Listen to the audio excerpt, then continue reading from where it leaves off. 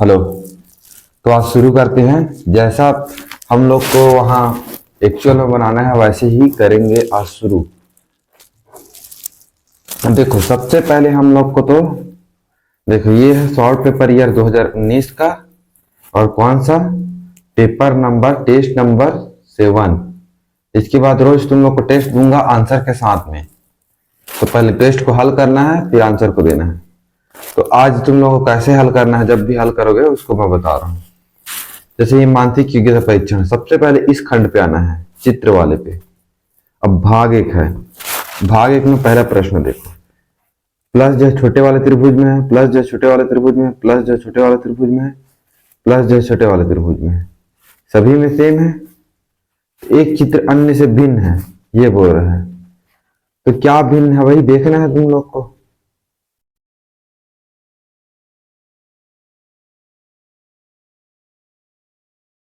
जो सबसे ज्यादा भिन्न हो।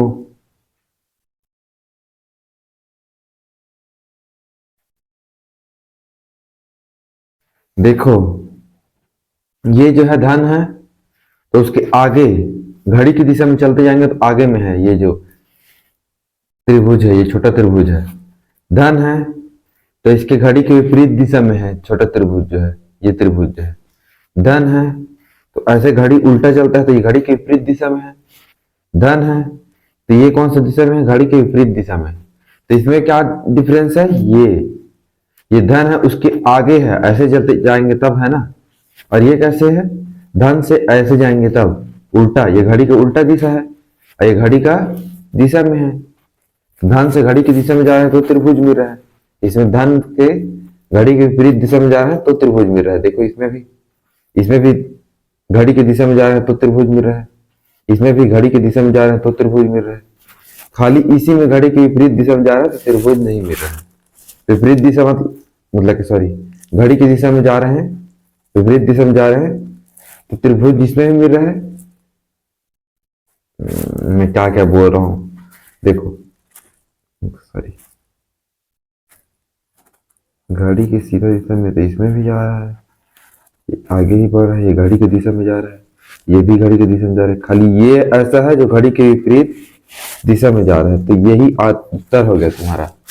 ठीक है, अब दूसरा देखो।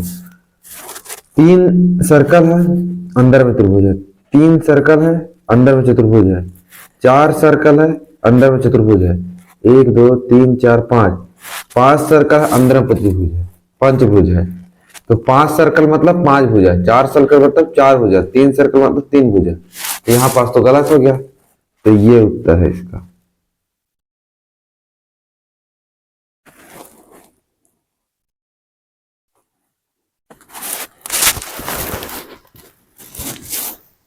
अब देखो इधर देखो तीसरे नंबर पे RUN है, UNR है, इसमें भी RUN है, कहीं ना कहीं उल्टा पुल्टा है, लेकिन इसमें क्या है, K है। तो ये गलत हो गया, मतलब कि ये उत्तर हो गया। इसमें देखो 2 क्रॉस है, एक खुला है, 2 एक दूसरे से जुड़ा हुआ है, गोला जो है एक खुला है, 2 एक दूसरे से जुड़ा हुआ है, एक खुला है। इसमें तीनों एक दूसरे से जुड़ा हुआ है, ये वही हुआ। अब 5वां प्रश्न देखो, आराम से बनाना है, जितना आराम से, एक ही ऑप्शन को नहीं देखना है, चारों ऑप्शन को देखना है कि क्यों गलत है वो। देखो पहला तो एरो जो है इस डायरेक्शन में रहना चाहिए और पीछे में गोल रहना चाहिए। एरो इस डायरेक्शन में और गोल, इसमें चित्र समरूप चित्र देखना है तो जैसा दिया है वैसे ही होना चाहिए। एरो इस डायरेक्शन में गोल, एरो इस डायरेक्शन में गोल, ये नहीं है कट गया। एरो इस डायरेक्शन में गोल, सी तो हट गया। अब बी का देखो, इस डायरेक्शन में रहना चाहिए चतुर्भुज और इस डायरेक्शन में एरो, ऐसे टाइप का। देखो चतुर्भुज एरो नहीं है कट गया, चतुर्भुज एरो है कट गया, बचा है डी, चतुर्भुज नहीं है कट गया। उत्तर क्या आएगा, बी। अब देख लो तीसरा को, तीसरा भी ऐसे दिख रहा है, चौथा भी ऐसे दिख रहा है, तो यही उत्तर आएगा बी।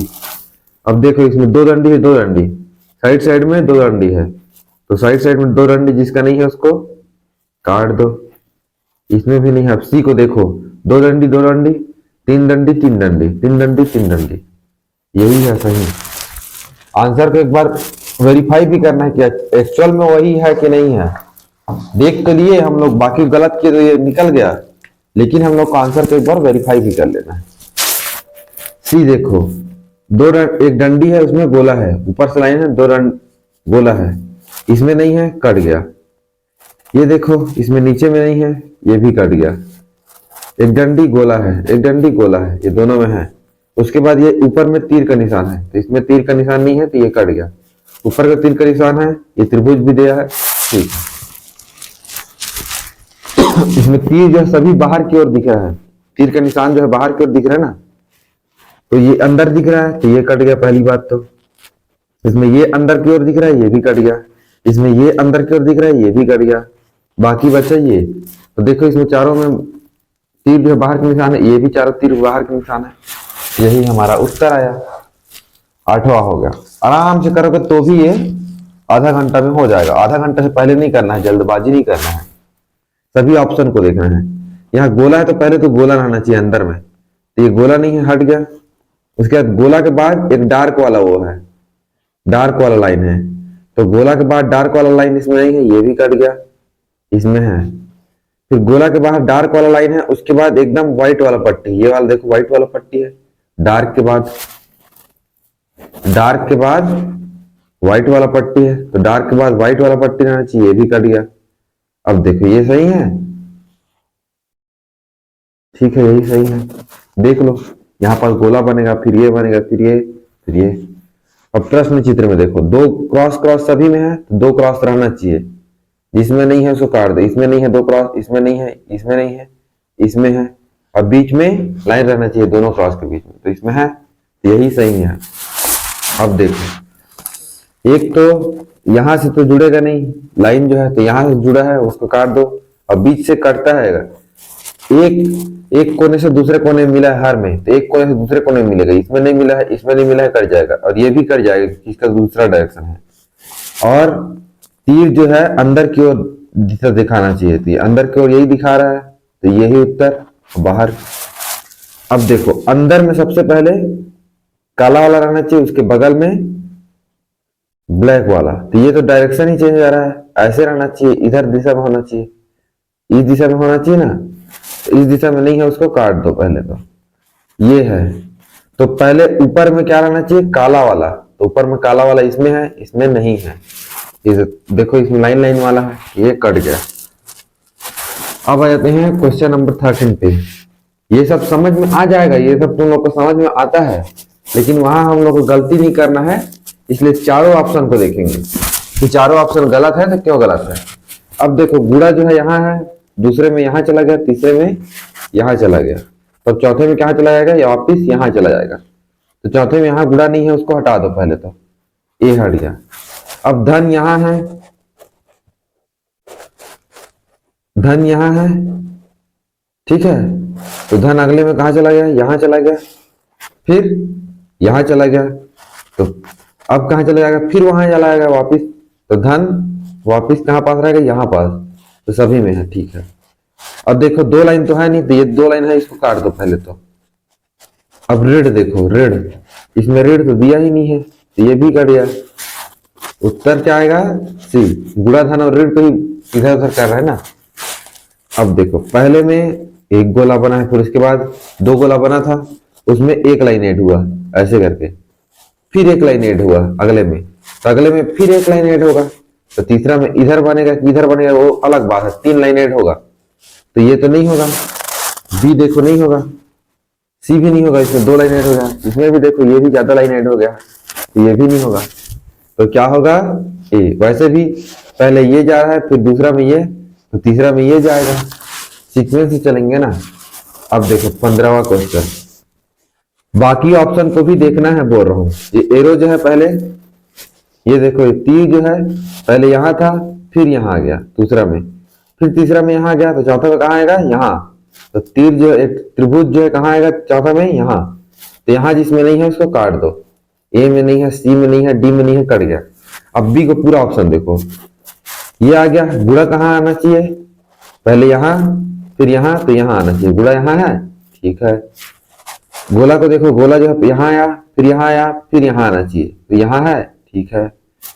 अब उसका धन को देखो, धन जो है यहाँ है, फिर यहाँ है, फिर यहाँ आना चाहिए, यहाँ है, मतलब यही करेक्ट है। अब देखो 16वां को, धन ऋण भाग गुणा। धन जो है पहले यहाँ है, वो यहाँ आ गया, धन यहाँ आ गया, फिर उसके बाद यहाँ उल्टा घूम रहा है घड़ी के विपरीत दिशा में, तो अब कहाँ आएगा, यहाँ। तो धन जिसमें यहाँ नहीं है उसको हटा दो, ए में नहीं है, बी में नहीं है, सी में नहीं है, अब डी बचा। धन यहाँ पास आ गया। अब बाकी को भी देखो, भाग जो है यहाँ पास है, यहाँ पास है, पहले यहाँ आ गया, फिर देखो यहाँ आ गया, तो अगले में क्या आएगा, यहाँ। पहला में यहाँ, दूसरा में इसके आगे, फिर इसके आगे, फिर इसके आगे, तो भाग यहाँ रहेगा, इसमें है भाग यहाँ। अब गुणा को भी देख लो, गुणा जो है यहाँ है पहले, फिर यहाँ गया, फिर यहाँ गया, तो अगले में क्या आएगा, यहाँ है गुणा। अब उसके बाद कौन सा बच गया, घटाओ। घटाओ जो है यहाँ है पहले, फिर इसके बाद यहाँ खिसक गया, फिर यहाँ खिसक गया, फिर कहाँ खिसकेगा, यहाँ है। तो ये सही उत्तर हुआ। अब प्रश्न नंबर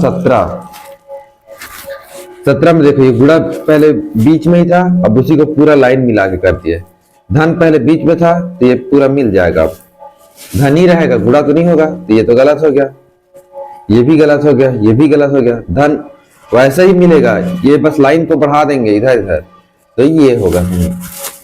अब देखो अंदर में त्रिभुज है, अब जो सबसे अंदर का था वो सबसे बाहर में, बीच में था वो तो बीच में ही है, तो त्रिभुज बीच में था वो बीच में ही है, बस जो अंदर में था एकदम वो बाहर आ गया, और जो बाहर में था वो अंदर चला गया। देखो वृत्त जो है बाहर में था वो अंदर चला गया, त्रिभुज अंदर में था वो बाहर आ गया। तो जो अंदर में रहेगा, तो सर्कल अंदर में है तो सर्कल बाहर आ जाएगा, जिसमें सर्कल बाहर नहीं आया है उसको हटा दो, बी हट गया। और क्या है, त्रिभुज बाहर में है तो त्रिभुज अंदर में आ जाएगा, किसके, ये वर्ग के। तो देखो त्रिभुज अंदर में वैसे ही आएगा, जैसा इस दिशा में है तो इसी दिशा में आएगा, उल्टा है तो उल्टा ही आ रहा है, तो वैसे ही आएगा। तो सी दिख रहा है, इसमें तो अलग कर दिया, तो ये भी गलत, तो उत्तर आएगा क्या, सी। अब देखो दो तीर इधर है, वही दो तीर इधर हो गया, अब मैं कैसे मुड़ गया, इधर मुड़ गया, इस साइड मुड़ गया, तो ये इधर है, वो किस साइड मुड़ेगा, इधर। तो इधर मुड़ेगा तो पहले तो ये काट दो जो उधर दूसरे तरफ मिला है, अब उसके बाद इधर मुड़ेगा तो ये तो रहेगा ही, और ये किस डायरेक्शन में रहेगा, इधर मुड़ जाएगा तो ये इस डायरेक्शन में रहेगा, इस दिशा में, ये जो वो वाला है। तो देखो इस डायरेक्शन में जो नहीं है उसको काट दो, पहले तो जो उस डायरेक्शन में नहीं है हटाओ, उसको हटा दो, वो दिशा को छोड़ दो, दिशा को छोड़ दो।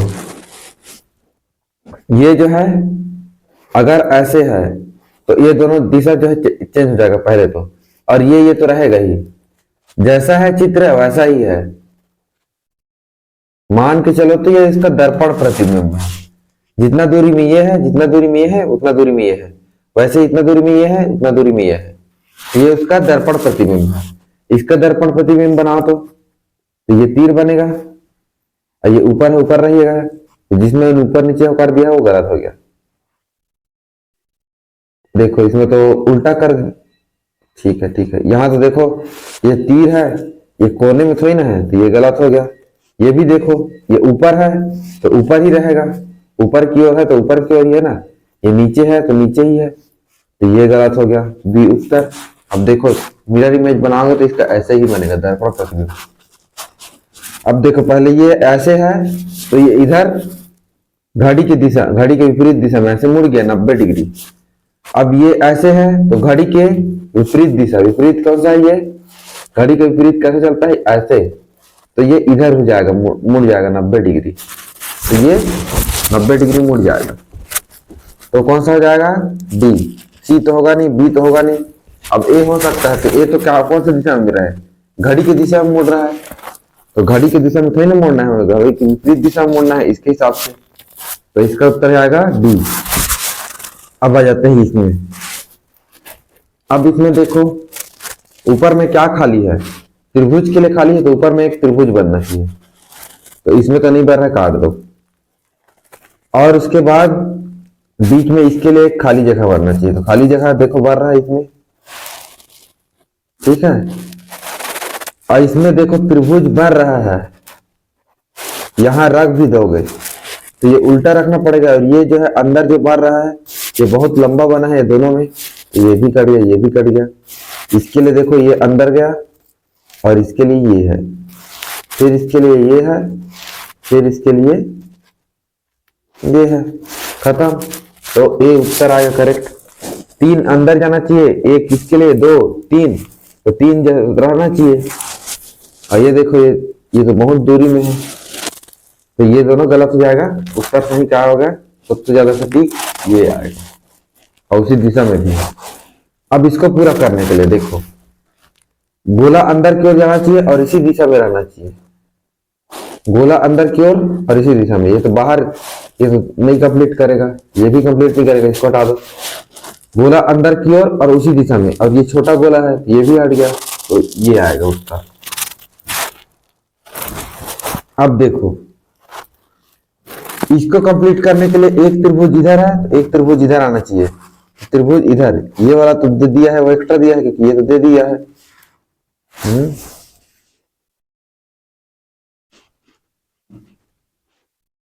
अच्छा ये भी खाली दिया है, तो इसके लिए चलो ये सभी में दिया है, तो यही यहाँ त्रिभुज है तो यहाँ भी त्रिभुज ही आएगा। तो त्रिभुज जिसमें नहीं है वो कट जाएगा, और एक लाइन नीचे में एक लाइन है तो इसमें भी एक लाइन आएगा, तो इसमें 2 लाइन हो गया, ये कट गया। इसमें त्रिभुज जो है देखो बना है, एक लाइन बना है, लेकिन चलो अभी इसको हटाओ, मैं नहीं बोलूंगा। और इसमें तो गलत बना है, ये देखो। अब देखो बीच में ऐसे एक लाइन खींचा होना चाहिए, तो चतुर्भुज के ऐसे ये त्रिभुज बना है, उसी के इसी कोंटे से ये लाइन खींचना चाहिए। अब दोनों सेम सेम है, लेकिन ये जो है इस दिशा का वो बढ़ रहा है, और ये जो है इस दिशा में फिट ये बैठेगा, देखो। तो यही करेक्ट आंसर होगा, चारों ऑप्शन को देखना है। अब देखो इसके लिए एक अंदर की ओर झुका हुआ रहना चाहिए, छोटा सा, ज्यादा बड़ा तो नहीं, एक सीधा लाइन रहना चाहिए, एक सीधा लाइन अंदर की ओर झुका हुआ, फिर एक सीधा लाइन। तो देखो इसमें तो अंदर की ओर झुका हुआ नहीं है, उल्टा है, तो ये गलत। इसमें अंदर की ओर झुका हुआ है लेकिन ये बीच में एक्स्ट्रा लाइन क्यों दिया है, ये भी गलत। इसमें अंदर की ओर झुका हुआ है लेकिन बीच में ये त्रिकोण टाइप का झुकना चाहिए, ये भी गलत। तो उत्तर क्या बचा, सी। अब सी देखो करेक्ट है आंसर, चेक करके देखना। 25वां दर्पण प्रतिबिंब, तो जो पास का है वो पास का बनेगा, इसका लिए कितना दूरी पे बनेगा, इतना ही दूरी पर, इसी कोंटे पे, यहां पास से बनेगा। और ये दूर में है तो थोड़ा दूर में बनेगा, तो पहला तो ये बनेगा, जिसमें ये नहीं बना है वो काट दो। बी बना है, कट गया। डी में दूसरा उल्टा बना दिया है, कट गया। अब देखो इसका कौन सा साइड पास में है, ये कॉर्नर वाला, ये वाला साइड पास में है ना, ये वाला जो जुड़ा हुआ है लाइन से, तो लाइन से जुड़ा वाला साइड पास में रहेगा, लाइन से जुड़ा वाला साइड पास में रहेगा, तो ये तो उल्टा हो गया, गलत। ए उत्तर आ गया। एन का कौन सा पास में है, अब देखो जो पास में है दर्पण के कौन से पास में है, एन, एन का ये वाला हिस्सा पास में है, तो ये वाला हिस्सा पास में रहेगा, तो एफ वाला तो पास में है, अब गलत हो गया, ये भी गलत हो गया, उल्टा नीचे, ऊपर नीचे तो होता नहीं है कभी भी। अब देखो इसमें भी ये भी गलत हो गया, क्योंकि ये हमारे सिर को पैर तरफ दिखा दिया, तो दर्पण में सिर पैर तरफ नहीं होता है, ये गलत हो गया, तो बच्चा क्या है ये। अब देखो एन का ये वाला हिस्सा पास में है, ये ए का ये वाला हिस्सा पास में है, ए, एफ का ये खुला वाला हिस्सा पास में है, खुला वाला पास में है, देखो पास दूर देखना है, तो बी करेक्ट आंसर है। अब जो ऊपर है वो ऊपर ही रहता है, जेड में देखो ये तीर है, ऊपर है तो ऊपर में ही रहेगा, तो ऊपर है तो ऊपर में रहेगा, नीचे है तो नीचे में रहेगा, ये गोला जो है नीचे में है, तो ये तो गलत हो गया, तीर को उल्टा कर दिया, ऊपर है ऊपर में रहेगा, गलत। ऊपर है ऊपर में है, नीचे है नीचे में है, ऊपर, ये भी गलत हो गया, तो बचा क्या, सी उत्तर। अब देखो ये दूर में है, दूर में बना, जेड का ये वाला हिस्सा पास में है, ये वाला हिस्सा पास में बना। अब देखो ये सर्कल जो है पास में है, तो ये भी पास में बना, ध्यान रखना हो। अब गोला ऊपर में है तो ऊपर में ही बनेगा, नीचे में है बराबर, नीचे में ही बनेगा, जैसा है वैसे ही बनेगा, ये भी गलत हो गया, ये नीचे बना दिया, ये भी गलत हो गया। अब देखो ये लाइन के ऊपर में है, तो लाइन के ऊपर में ही बनेगा, और त्रिभुज का खाली वाला हिस्सा जो है मिरर के पास है, तो त्रिभुज का खाली वाला हिस्सा ही मिरर के पास रहेगा, इसमें तो भरा वाला है, भरा मतलब कि गोला वाला है, तो ये गलत हो गया, उत्तर क्या बचा, सी। अब आ जाते हैं अगले प्रश्न पे, 29वां। जहां पास से पहले लास्ट में मोड़े हैं वहां पास से पहले खुलेगा, ये लास्ट मुड़ा है तो ये पहले खुलेगा, यहाँ पास दर्पण बना दो, दर्पण है मान के चलो, तो इस दर्पण का चित्र है, इसका चित्र इतना ही दूरी पे यहाँ पास बनेगा कुछ, और इसका चित्र इतना ही दूरी पे यहां से यहाँ पास बनेगा, तो ऐसे करके ये बनेगा। ठीक है, वैसे ही अब यहां से तो बंद हुआ तो यहां से खोल दिए, अब यहां से बंद हुआ तो यहां पास दर्पण लगा दो, तो इसका चित्र यहां पास ही बनेगा कुछ। देखो ये जो इतना ही दूरी पे है, इतना ही दूरी पे ऐसे लाइन बनेगा, फिर ये, फिर ये, फिर ये, ऐसे टाइप से बनेगा। तो 4 बनेगा कुल मिला के। इसके लिए ये यहां पास चित्र बनेगा, तो 2 चित्र के लिए 2 ही तो चित्र बनेगा ना, मिरर इमेज बनाते जाना है, मिरर खोलते जाना है। एक का एक बनेगा, यहां पास खुला तो अब ये 2 खुल गया, तो 2 का 4 बनेगा। तो 4 जिसमें नहीं बना है वो काट दो, ये कट गया। अब देखो किस डायरेक्शन में बना है, एक इधर बना है, तो एक ऐसे 2 खड़ा है और 2 बेढ़ा है, 2 खड़ा है और 2 बेढ़ा है, तो यही दिख रहा है, ये तो गलत दिख रहा है। ये भी गलत, कोने कोने में है, बीच बीच में है सभी कोई, तो ये भी गलत। अब देखो, अब इसमें करेक्ट तो ये भी नहीं दिख रहा है, थोड़ा सा मैं गलत बना दिया हूं चित्र को, लेकिन समझना है कि बीच बीच में बढ़ रहा है करके। ठीक है, अब देखो इसमें आ जाओ, सबसे पहले ये खुला है तो इसका ये चित्र बनेगा, तो यहाँ एक का एक ही चित्र बनेगा, कहां पास बनेगा, ये जो है इतना ही दूरी पे ये बनेगा। अब 2 का कितना भी चित्र बनेगा, 4, तो ये तो गलत हो जाएगा, 4 नहीं बन रहा है, ये भी गलत हो जाएगा, ये भी गलत हो जाएगा। बचा क्या, 2 का चित्र देखो तो दर्पण यहां पास रखोगे तो 2 का चित्र 4 ही तो बनेगा ना, 8 थोड़ी ना बनेगा। अब देखो सबसे पहले ये 3 खुला, देखो दर्पण लगा दो यहां पास, दर्पण, तो 3 का 3 चित्र बनेगा, 3 का 3 डॉट, 6 बन गया। अब 6 का यहां से फिर खुलेगा दर्पण से, तो 6 का कितना बनेगा, फिर 6 बनेगा, यहां पास बनता 6, किस डायरेक्शन में बनेगा वो अलग बात है। अब 6 6 12, 12 का 12 चित्र फिर बनेगा, तो 6 6 ऊपर में रहना चाहिए और नीचे में 6 6, तो ये तो गलत हो गया पहले तो।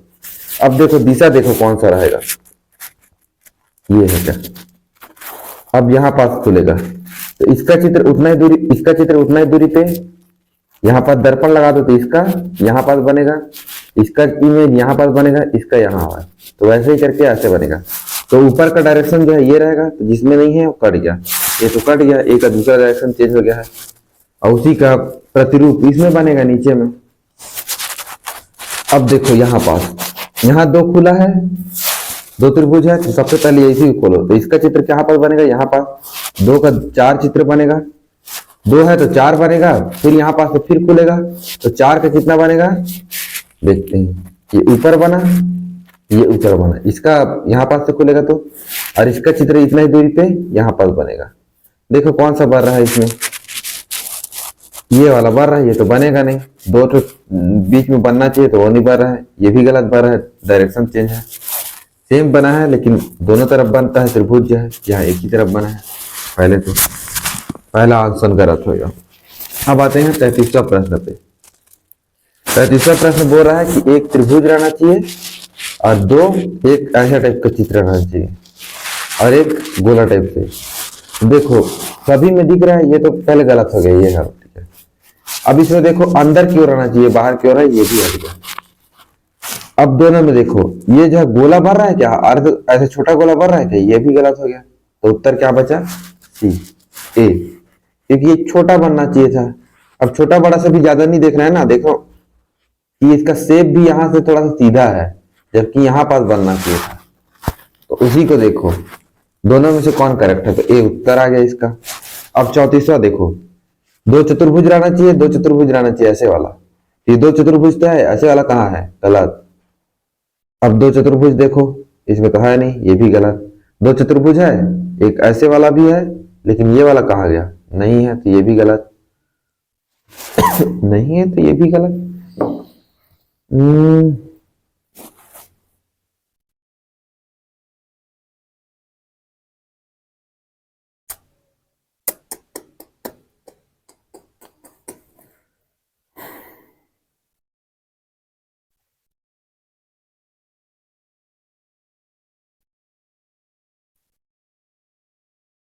दो चतुर्भुज है और 2 ऐसा रहना चाहिए, तो ये तो गलत है, इसमें त्रिभुज बता रहा है।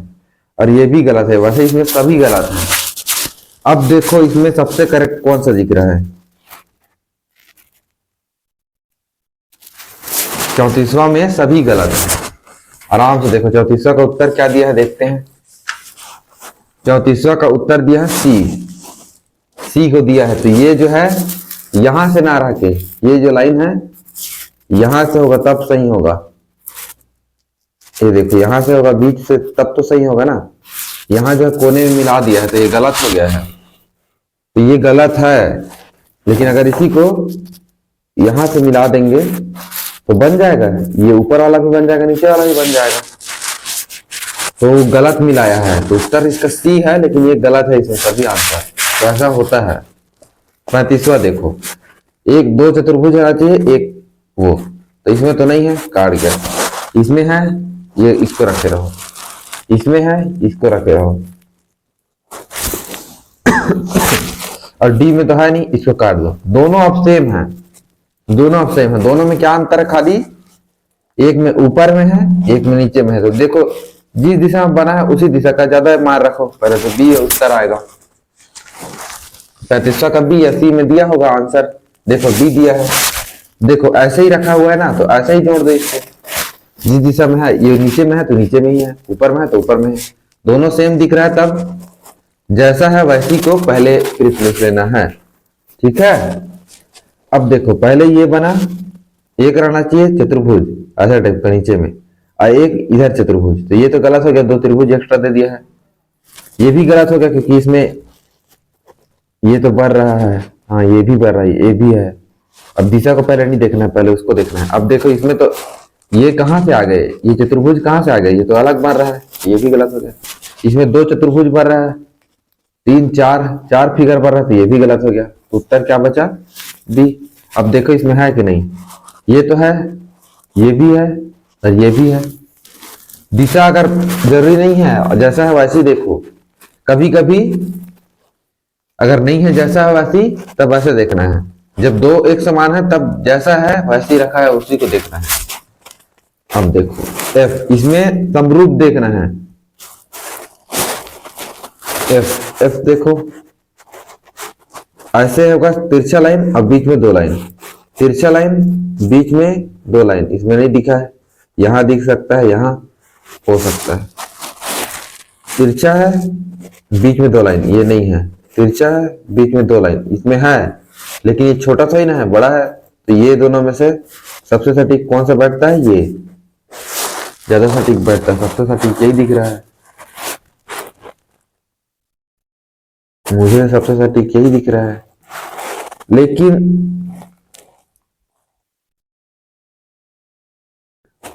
देखते हैं 37वां का उत्तर। 37वां का सी ही है, लेकिन ये थोड़ा गड़बड़ है। यहां देखो ये लंबाई ज्यादा है ना, तो ये लंबाई ज्यादा रहना चाहिए।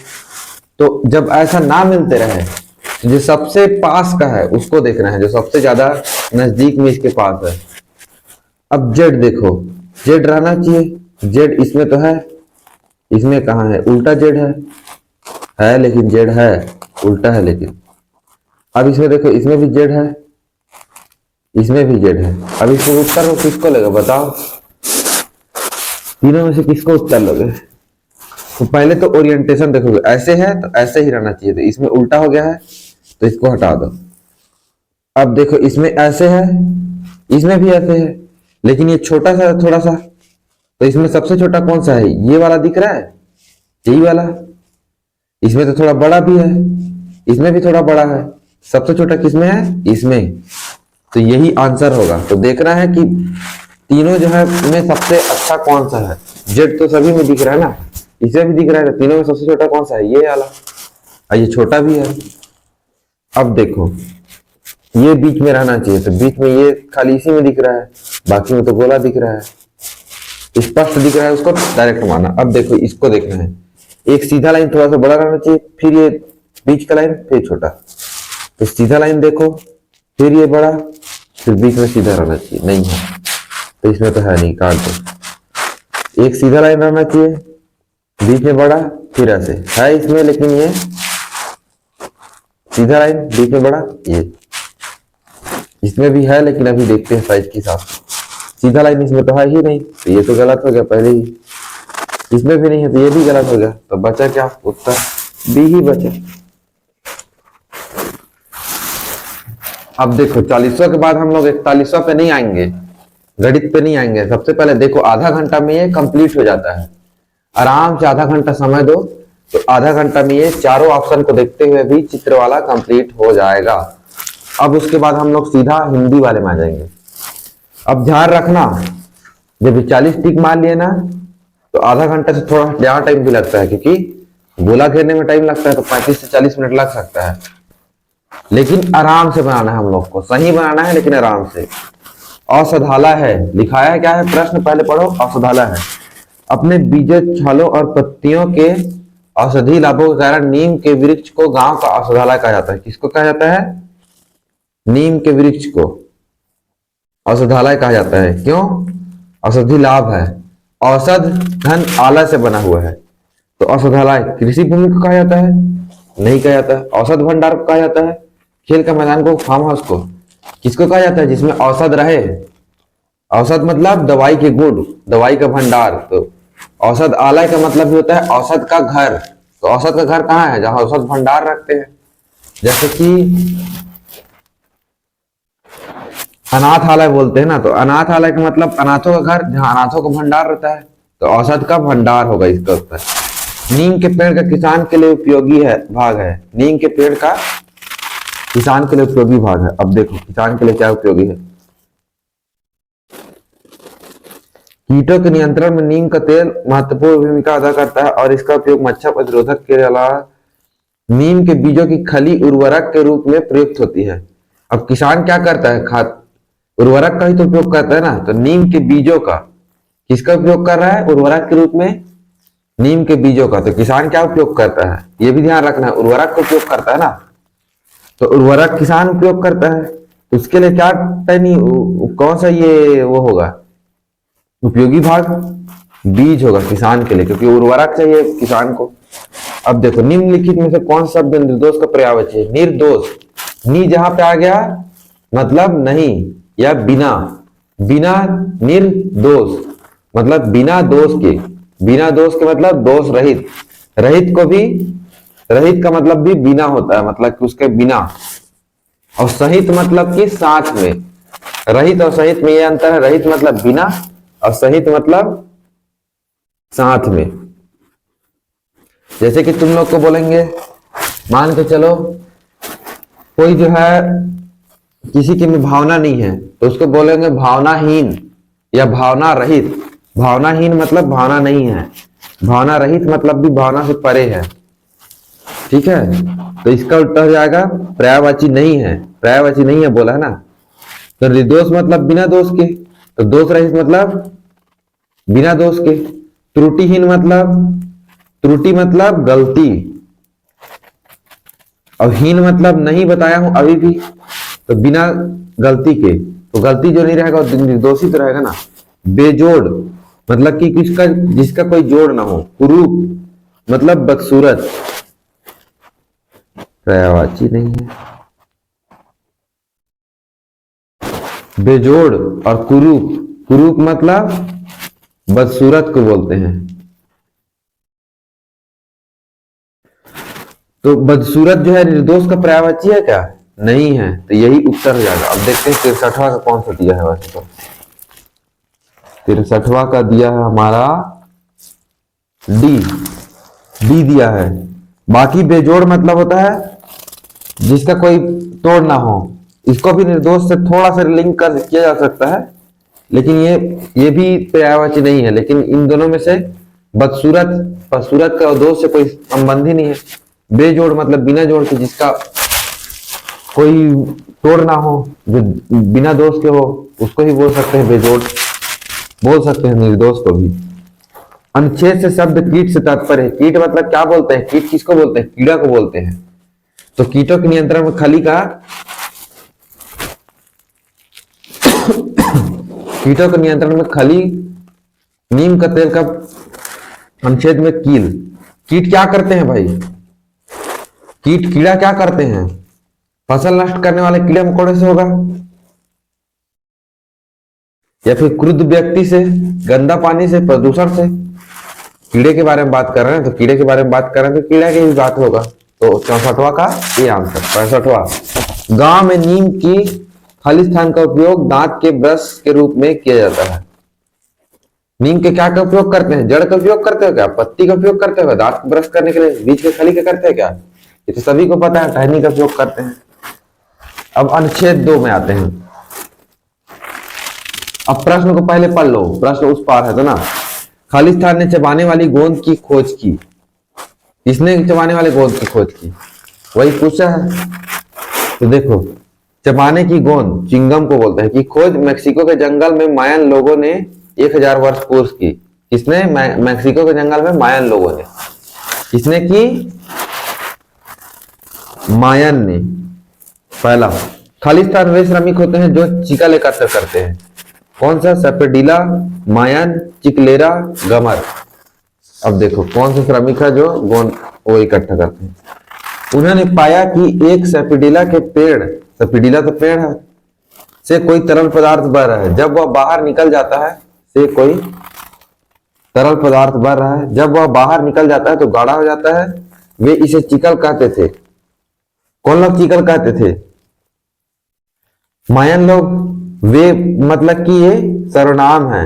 किसके बारे में बता रहे हैं? मायन लोगों के बारे में, जो चबाया जा सकता था और स्वादिष्ट होता था। आज भी चिकलेरो कहे जाने वाले श्रमिक चिकल का संग्रह करते हैं। कौन?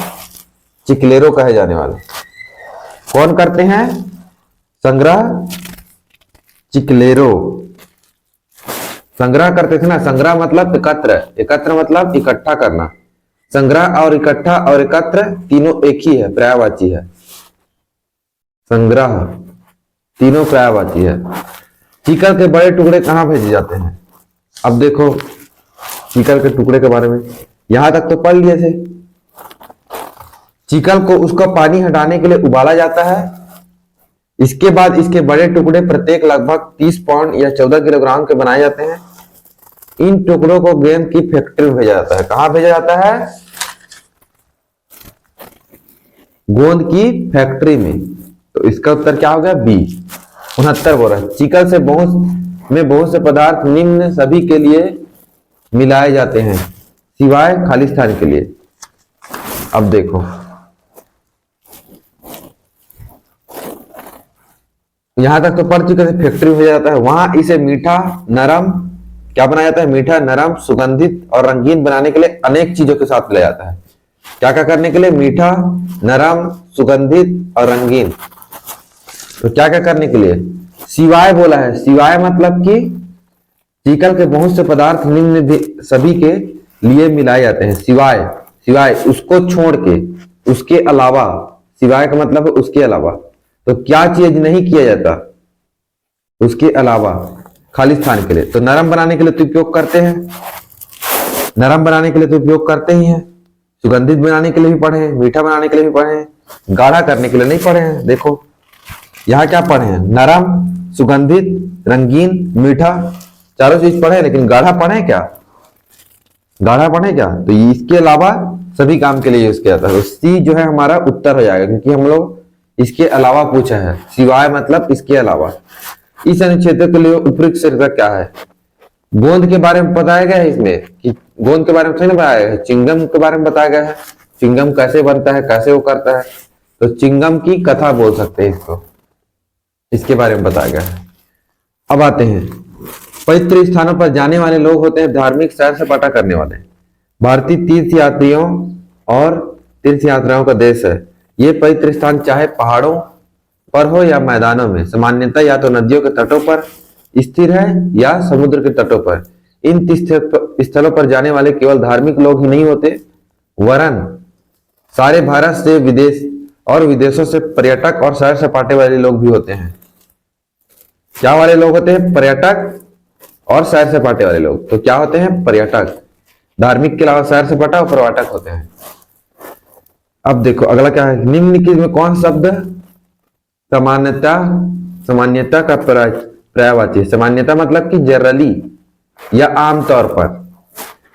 आमतौर पर सामान्य बोलते हैं ना, कोई चीज सामान्य है मतलब कि विशेष नहीं है, तो विशेष नहीं है क्या है, आमतौर है। आमतौर पर पर्यायवाची है पूछ रहा है, तो आमतौर पर इसका पर्यायवाची है सार्वजनिक रूप से, लगभग लगभग सार्वजनिक मतलब कि तो सबके लिए है सार्वजनिक। सार्वजनिक सार्वजनिक अस्पताल सुने होंगे, जो सरकारी अस्पताल को क्या बोलते हैं, सार्वजनिक अस्पताल उसको भी बोलते हैं जो सबके लिए है। सार्वजनिक बाथरूम सुने होंगे जो सबके लिए रहता है, सामुदायिक बाथरूम सुने होंगे, सार्वजनिक बोलते हैं। कभी कभी मतलब कि तो जानते हो परिमाण स्वरूप मतलब कि किसी के कारण कुछ चीज हुआ उसको बोलते हैं परिमाण स्वरूप। उस स्थान को पवित्र माना जाता है जहां दो या अधिक नदियां मिलती है। इस कथन शब्द से पवित्र का विलोम क्या है, पवित्र का विलोम, पवित्र का विलोम अपवित्र। पावन को भी पवित्र बोलते हैं, पावन का मतलब भी पवित्र होता है। तो अपावन मतलब आ जहां पास भी लग गया मतलब नहीं है पावन, तो अपावन जो है अपवित्र हो गया, विलोम बोल रहा है ना। धार्मिक तो इसका विलोम होगा नहीं, तो ये तो गलत हो गया। धर्मनिष्ठ मतलब कि धर्म में जो लगा रहता है वो भी विलोम नहीं होगा पवित्र का। ईश्वरी ये भी विलोम नहीं होगा, पवित्र मतलब शुद्ध, तो शुद्ध का विलोम लग रहा है ईश्वर, ऐसा होगा ही नहीं। लोग गंगा नदी में स्नान, अगर तुम लोग को इसका मतलब नहीं पता तो बाकी को देख लो कि बाकी क्यों नहीं होगा। ये देख लो, लोग गंगा नदी में स्नान और पूजा के लिए आते हैं क्योंकि इसका जल है। देखो गंगा नदी का जहां कहीं दोनों, ऐसा ही एक स्थान हरिद्वार है जो गंगा नदी के तट पर स्थित है। पवित्र माना जाता है बोलते हैं, पवित्र क्या होता है उसी के बारे में बोल रहे थे, पवित्र होता है सीधा बात। लोग तीर्थ यात्रा पर जाते हैं क्योंकि वे इन तीर्थ स्थलों पर धार्मिक लोग नहीं जाते, क्या करने जाते हैं, उत्सुक थे, धार्मिक है, खोजी है, वृद्ध है। धार्मिक रहते हैं इसलिए तीर्थ यात्रा पर जाते हैं, जो धार्मिक रहेगा वही तीर्थ यात्रा पर जाएगा ना। यहाँ पर धार्मिक के बारे में तो पता है, धार्मिक लोग ही नहीं जाते भली से, घूमने और सैर सपाटे वाले भी जाते हैं, लेकिन धार्मिक लोग तो जाते हैं ना। 75 का बी 76 देखो, जन्म तीर्थ पर अजीत की सबसे अच्छी भेंट थी। अजीत का जन्मदिन था, उसके सभी मित्र और संबंधी एकत्रित हुए थे। उसे कई भेंट मिले जिनमें किताबें, खिलौने और कपड़े। अजीत की चाची ने उसे आश्चर्यजनक भेंट दी, वह था गुलाब का एक पौधा। क्या था उसका आश्चर्यजनक भेंट, अजीत की सबसे अच्छी भेंट। अजीत को चाची की भेंट सबसे अधिक पसंद आई, मतलब कि सबसे अधिक कौन सा पसंद आया, गुलाब का पौधा। चाची ने क्या दिया था, गुलाब का पौधा। जो ही अजीत जागता वह ज्यों ही सुबह जागता भाग कर देखने जाता कि कितना बड़ा हो गया है। क्या चीज कितना बड़ा हो गया है, पौधा की ओर दौड़ेगा ना, कहाँ भागेगा, पौधा दिया है तो पौधा कहीं देखने जाएगा कि कितना बड़ा हो गया है, तो पौधा की ओर दौड़ता। पहले गुलाब में कितनी कलियां आई, अब देखते हैं। देखने जाता कि वह कितना बड़ा हो गया। एक दिन उसने देखा कि 2 छोटी कलियां बाहर जाग रही। कितनी कलियां आई, 2। अजीत ने पहली 2 गुलाबें किसे भेंट की किए। वह कलियों को सुंदर पीला गुलाब बनते देखता रहा। वह प्रसन्न और रोमांचित था। उसने अपनी माँ की मदद से फूल तोड़े। उसने वो पहले 2 गुलाब अपनी माँ और बहन को भेंट किए। किसको किए, माँ और बहन को। रोमांचित शब्द का अर्थ है, रोमांचित मतलब कि वह प्रसन्न और रोमांचित था। रोमांचित मतलब कि एकदम उत्तेजना में रहना, उत्तेजित रहना। रोमांचित मतलब उत्तेजित रहना, उदास तो होना नहीं हुआ। खुश के साथ दुख कैसे हो सकता है, प्रसन्न और उदास तो हो नहीं सकता। भयभीत डरा हुआ कैसे होगा, भयभीत मतलब कि भय मतलब डरा हुआ, तो भयभीत मतलब डरा हुआ। चकित मतलब हैरान या आश्चर्य, तो ये तो होगा नहीं, तो क्या था, उत्तेजित रहता था। तो ये हो गया तुम्हारा हिंदी का भी। तो ऐसे करके 80 प्रश्न करोगे तो लगभग 1 घंटा में, 1 घंटा आराम समय दो, आराम से करो। 1 घंटा में ये दोनों हो जाएगा, चित्र वाला और ये। उसके बाद बाकी के 1 घंटा गणित के लिए दो। तब हम आते हैं गणित पे। गणित में भी वैसे प्रश्नों को पहले बनाओ जो एक बार देखने में बन जा रहा है। जैसे ये एक बार देखने में नहीं बन रहा है तो इसको हटाओ। पहले तो 1 को कितने बार भी गुणा करो, क्या आएगा, 1 को 100 बार गुणा करोगे 1000 बार, पहले तो 1 ही आएगा, तो 100 तो आएगा नहीं। 1 को कितना बार भी गुणा करो, गुणा कर रहे हैं ना, तो गुणा करेंगे तो 100 नहीं आएगा। और ये बताया हूं 2 बार जब माइनस माइनस को गुणा करते हैं तो प्लस आता है, तो 100 बार कर रहे हैं मतलब कि सम संख्या, जब भी सम संख्या बार माइनस को गुणा करेंगे, माइनस एक को गुणा कर रहे हैं ना, तो सम संख्या बार अगर माइनस माइनस को गुणा करेंगे, चाहे माइनस दो को करें, जैसे कि -2 गुणित -2 कितना आएगा 4 आएगा, क्योंकि ये 2 बार गुणा हो रहा है। -2 गुणित -2 गुणित -2 ये 3 बार हो रहा है, तो माइनस माइनस धन 2 बार गुणा हुआ, एक माइनस तो माइनस आ जाएगा, इसका चिन्ह 2 दूनी 4 4 दूनी 8, तो -8 आएगा। तो 2 बार गुणा कर रहे हैं तो प्लस आया, और 3 बार गुणा कर रहे हैं तो -8, मतलब कि सम संख्या बार गुणा करेंगे तो प्लस में आएगा, और विषम संख्या बार गुणा करेंगे तो माइनस में आएगा, ऋण को। अब यह देखो 100 जो है सम है कि विषम है, सम संख्या है, तो सम संख्या बार गुणा कर रहे हैं तो क्या आएगा धन, तो ये क्या आएगा 1 धन 1, पहला का उत्तर। ऐसे ही इसी में बनाना है तुम लोग को, इसीलिए मैं इसे दिखा रहा हूं। पेपर में या तो नीचे में जगह दिया रहेगा, नीचे में रफ कार्य के लिए, उसमें अगर भर लो तो यहीं पास बनाओ, उसके बगल में कोशिश करो कि इसके बगल में बनाओ, फिर ये रबर से मिटा दो जो लिखे उसको, ऐसे करके, ठीक है। अब निम्न को सरल करने से प्राप्त होगा, अब इसको तो यहीं पास बना नहीं सकते, तो इसको लिख लेते हैं 42वां क्या है। अब इसी में बनाना है ना, पेपर में ही बनाना है, लेकिन मैं इसमें बना रहा हूं अभी फिलहाल, तुम लोग को वहां नहीं मिलेगा। 42वां देखो, 42वां पहले प्रश्न को लिख दो, 15 सही 1/2 ऋण कोष्टक 12/5 गुणित 5/8 धन 7 भागित 1 सही 3/4 गुणित 2। सबसे पहले तो क्या को हल करेंगे, जो कोष्टक में है, तो पहले तो इसको सिंपल फॉर्म में कर दो, इसको हल नहीं कर रहे हैं ना, इसको सिंपल वो में दे रहे हैं, सरल भिन्न में। तो 15 दूनी यहाँ को गुणा करते हैं और इसको जोड़ देते हैं, नीचे में जो है वो वही रहेगा, 2 है तो 2 ही रहेगा। 15 दूनी 30 और 30 1 31, 31/2 हो गया। पहले सरल भिन्न में बदलो, 12/5 गुणित 5/8 धन 7 भागित 13/14, 1 सही 3/4 है ना, 13/14 नहीं, 1 सही 3/4 है, तो 4 एकम 4 4 3 7/4 गुणित 2, ठीक है, ये है।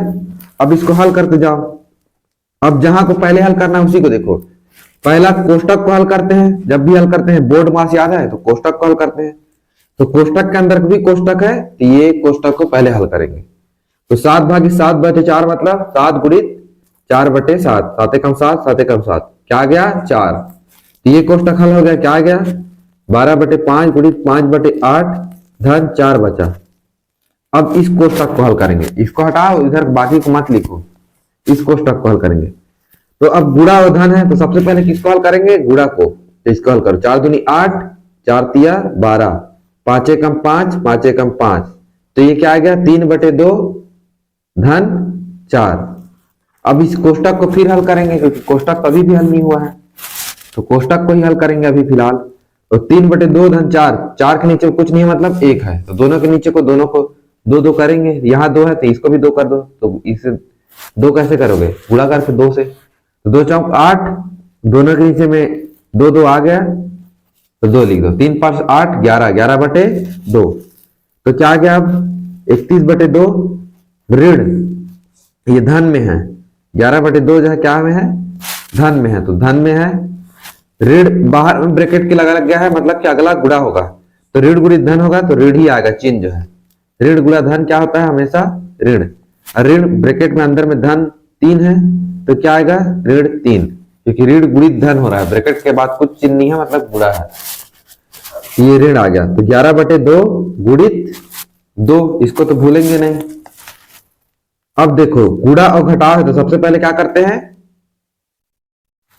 घटाव गुणा को करते हैं। अब देखो यहाँ पास 2 और 2 को घटा दोगे, लेकिन यहाँ 2 है तो इसलिए मत घटाओ, नीचे में 2 2 दोनों के बराबर है तो घटाओ मत, इसको ऊपर गुणा कर दो, 2 11 22, 22/2 ऋण 31/2। अब दोनों के नीचे में 2 2 है तो एक साथ लिख सकते हैं 31 ऋण 22, जब भी धन, ये धन में है और ऋण में रहता है तो पहले तो घटाते हैं, बड़ा का चिन्ह आता है। तो बड़ा कौन सा है 31, तो उसका चिन्ह क्या आएगा धन, तो धन को लिखने की जरूरत नहीं है। तो 31 में 22 घटा दो, 11 में 2 घटा 9 और 2 में 2 घटा 0, तो 9/2 आया उत्तर।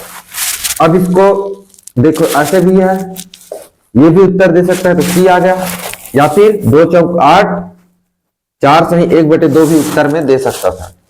समझ गए, 2 चौक 8, 1 शेषफल आए उसको ऊपर में और 2 नीचे में। ये हो गया तुम्हारा 42वां का, 43वां का हल, 42वां का। अब आ जाते हैं 43वां पे। 43वां देखो, 43वां बोल रहा है सरल करने पर प्राप्त होता है निम्न को भिन्न के रूप में। पहले तो हल कर लो फिर भिन्न के रूप में बदलना। पहले हल करो, 2.75 ऋण 1.25 धन 4.75 ऋण 3.80। पहले क्या करते हैं, जोड़ जोड़ वाले को, तो ये जोड़ जोड़ वाले को दोनों धन धन में है तो दोनों को पास में रख दो। 2.75 नहीं, सीधा घटाते जाओ ना यार, 2.75 1.25 और इसको इससे घटा दो, कोई दिक्कत नहीं। जोड़ और घटाव में रहेगा, जोड़ ही घटाव है तो कोई दिक्कत नहीं है। जब जोड़ और घटाव रहता है तो एक दूसरे से घटा दो। इससे इसको घटाव कितना आएगा, 5 में 5 0। ठीक है, पहले जोड़ और घटाव में रहता है तो किसी भी को भी सीक्वेंस में करने की जरूरत नहीं है, अगल बगल में कर सकते हो। 7 2 5, 2 में 1 घटाए 1, 1.50 धन 4. अब इसको इससे घटा दो, इसको भी घटा दो, या तो इसको घटा दिए फिर उसके बाद जोड़ दो, अलग है, ये जोड़ने का चिन्ह है तो यहाँ धन आ गया। अब दोनों में बड़ा का चिन्ह कौन सा है, 4 के सामने क्या चिन्ह है धन, तो धन आएगा। अब घटा दो, 5 में 0 घटाओ 5, अब 7 में 8 तो घटेगा नहीं तो ये एक उधारी लेगा यहां से 3, तो 17 में 8 घटाओ 9 और 3 में 3 घटाओ 0। अब ये धन में इसलिए रहेगा कि बड़ा कौन सा है 4 वाला, तो जब भी वैसे भी तो घटाते हैं सिंपल, जो बड़ा रहता है उसका चिन्ह आता है, तो 0.95। अब दोनों को जोड़ दो, 5 में 0 जोड़ा 5, 9 में 5 जुड़ा 14, 1 में 1 जुड़ा 2, 2.45 आया। अब इसको भिन्न में बदलने के लिए क्या करते हैं, 2.45 को भिन्न में बदलो, तो जितना दशमलव के बाद जितना संख्या है पहले तो 1 से भाग दे दो इसको, तो वही आएगा। दशमलव के बाद कितना संख्या है 1 2, उतना 0 लगा दो, तो ये आ गया तुम्हारा संख्या। अब इसको सरलतम भिन्न में बदलना है, तो ऐसे नहीं बदलना है। तो देखो ये 5 से भाग जा रहा है, दोनों ऊपर नीचे देखो, तो 5 दूनी 10, 5 शून्य 0, ये भी जाएगा। 5 चौक 20, 4 बचा 5 निया 45, 49/20, 49/20 दिया नहीं दिया है, तो अब इसको और हल कर गए, तो 20 दूनी क्या होता है 40, और 49 में 40 घटाओ कितना आएगा 9, शेष फल आता है उसको साइड में, 2 सही 9/20 दिया। अब ये दिया है देखो, यहां देखो 2 सही 9/10 दिया है, यहाँ 2 सही 9/20, तो ये उत्तर है ना कि ये। ध्यान देना, जल्दबाजी नहीं करना है। अब देखो 150% बराबर है, 150% मतलब 150/100। तो क्या करते हैं, जब भी ऐसे दिया है तो 44वां है, जब भी ऐसे दिया है तो क्या करते हैं, पहले तो सिंपल 150 को 1 से भाग दे देंगे, और 1 के बाद कितना 0 1 2, तो दशमलव के बाद कितना संख्या रहेगा 2 संख्या, तो 1 2 2 संख्या का आगे दशमलव लगा दो। तो या तो इसको 1.5 शून्य पढ़ो या 1.5 पढ़ो, दोनों बराबर है। 1.5 को कितना भी शून्य बढ़ा सकते हैं आगे, यही सही हुआ। ये तो गलत हो जाएगा, ये भी गलत हो जाएगा, ये भी गलत हो जाएगा। अब दोपहर 3:05 को लिखा जाता है, तो दोपहर को क्या बोलते हैं PM। अब दोपहर 12 बजे को क्या बोलते हैं, 12 बजे के बाद को क्या बोलते हैं PM, और उससे सुबह को क्या बोलते हैं AM। सुबह 12 बजे तक, 12 बजे के बाद 12 बजे को बोलते हैं PM, दोपहर में जो बचता है उसको, और उसके बाद जितना भी आएगा उसको PM बोलेंगे अगले रात के 12 बजे तक। उसके बाद AM लग जाता है रात के 12 बजे तक, तो AM बोलते हैं सुबह को और PM बोलते हैं दोपहर को। तो यहाँ दोपहर बोला है तो क्या लगेगा PM, और 3:05, तो ये तो 50 हो गया, ये गलत हो गया, ये 5:30 हो गया, ये 5:30 हो गया, तो उत्तर तो बचा यही। देखो PM लिखा है ना, दोपहर मतलब PM। अब एक यात्री गाड़ी जो 80 किलोमीटर प्रति घंटा, इतना भी नहीं गोदना, थोड़ा हल्का हाथ से गोदना है ना, ये मेरा है इसलिए मैं गोद दे रहा हूं, ताकि मिटाने के लिए बोले तो आराम से मिट जाए। एक यात्री गाड़ी जो 80 किलोमीटर प्रति घंटा की चाल से चलती है। प्रश्न संख्या 46। अब देखो, जब भी बना रहे हो ना तो ऐसे लगातार सीक्वेंस से नहीं बनाना है। जो नहीं बन रहा है मतलब कि तुम लोग को लग रहा है कि कठिन है, ये थोड़ा टाइम लगेगा, उसको बाद में बनाना है। अब देखो, ये जो कठिन लगेगा ये थोड़ा पढ़ना पड़ेगा, ये पढ़ना पड़ेगा, तो इसको बाद में बनाओ। अब 48 देखो, ये पढ़ना पड़ेगा क्या, इसको तो हम जानते हैं। 1 किलोग्राम बराबर कितना होता है, 1000 ग्राम। तो देखो, अगर ग्राम को किलोग्राम में बदलना है तो क्या करते हैं, 1000 से 1 में आना है तो भाग देते हैं 1000 से।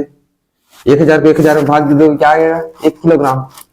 तो ग्राम से किलोग्राम में आना है तो भाग देते हैं। तो अब देखो 5045 ग्राम है, तो इसको 1000 से भाग दोगे तो क्या आएगा, क्या आएगा, 5045 को सिंपल लिख दो और दशमलव के बाद कितना संख्या, 1 2 3, 3 जीरो मतलब 3 संख्या, 1 2 3, 3 क्या क्या दशमलव लगा दो। तो ये क्या हो गया, 5 किलोग्राम पूरा है, बाकी जो है दशमलव में है, तो इसको ग्राम में ही रहने दो। तो 45 ग्राम हो जाएगा ये, 5 किलोग्राम और 45 ग्राम इसमें है। देखो 50 किलोग्राम कर दिया है, गलत गलत। 5 किलोग्राम 45 ग्राम, ये भी सही है, ये भी सही है, दोनों को सेम दे दिया है ऑप्शन, तो दोनों सही है। बाकी ये थोड़ा सा आंसर को गलत दिया है, तो कुछ चेंज रहा होगा, ठीक है, एक तो चेंज रहा होगा। ये जल्दी बन गया इसलिए उसको आराम से बना लिया, जल्दी बना लिया। पहले जरूरी नहीं है कि इसी श्रेणी में बना, जो दिखा है उसी श्रेणी में बनाओ। जो दिख रहा है कि जल्दी बनेगा, भली से तुम उसको जानते हो, फिर भी जो दिख रहा है जल्दी बनेगा उसको पहले बनाओ। अब देखो 10 सेंटीमीटर भुजा वाले 2 ठोस कणों के साथ साथ रखने पर प्रत्येक घनाभ का आयतन क्या होगा। मान के चलो इसमें टाइम लगेगा, तो छोड़ो बताओ। अब देखो यहां देखो, सबको पढ़ते जाओ, ये भी टाइम लगेगा, ये भी टाइम लगेगा, पढ़ने में टाइम लगेगा। कौन सी राशि 8% वार्षिक साधारण ब्याज की दर से 4 वर्षों में 6600 रुपए हो जाएगी। ये भी थोड़ा टाइम लगेगा लग रहा है, छोड़ दो। निम्न कौन सा कथन सत्य है, शून्य एक विषम संख्या है। ना तो शून्य एक विषम संख्या है, ना तो सम संख्या है, दोनों गलत हो गया। शून्य एक अभाज्य संख्या, अभाज्य संख्या भी नहीं है। शून्य ना तो विषम है और ना तो सम है, ये सही है। तो ये देखो एक ही नजर में बन जा रहा है, तो इसको ऐसे बना लो जल्दी। अब आ जाते हैं 57। 57 देखो, बड़ी से बड़ी संख्या तथा छोटी से छोटी संख्या, जब कोई अंक दोबारा नहीं दोहराए आए का अंतर है। पहले क्या बोला है, अब इसको देखो आराम से बना सकते हो। बड़ी से बड़ी संख्या, 5 अंक की बड़ी से बड़ी संख्या बनाना है पहले तो। 57 प्रश्न क्या बोल रहा है,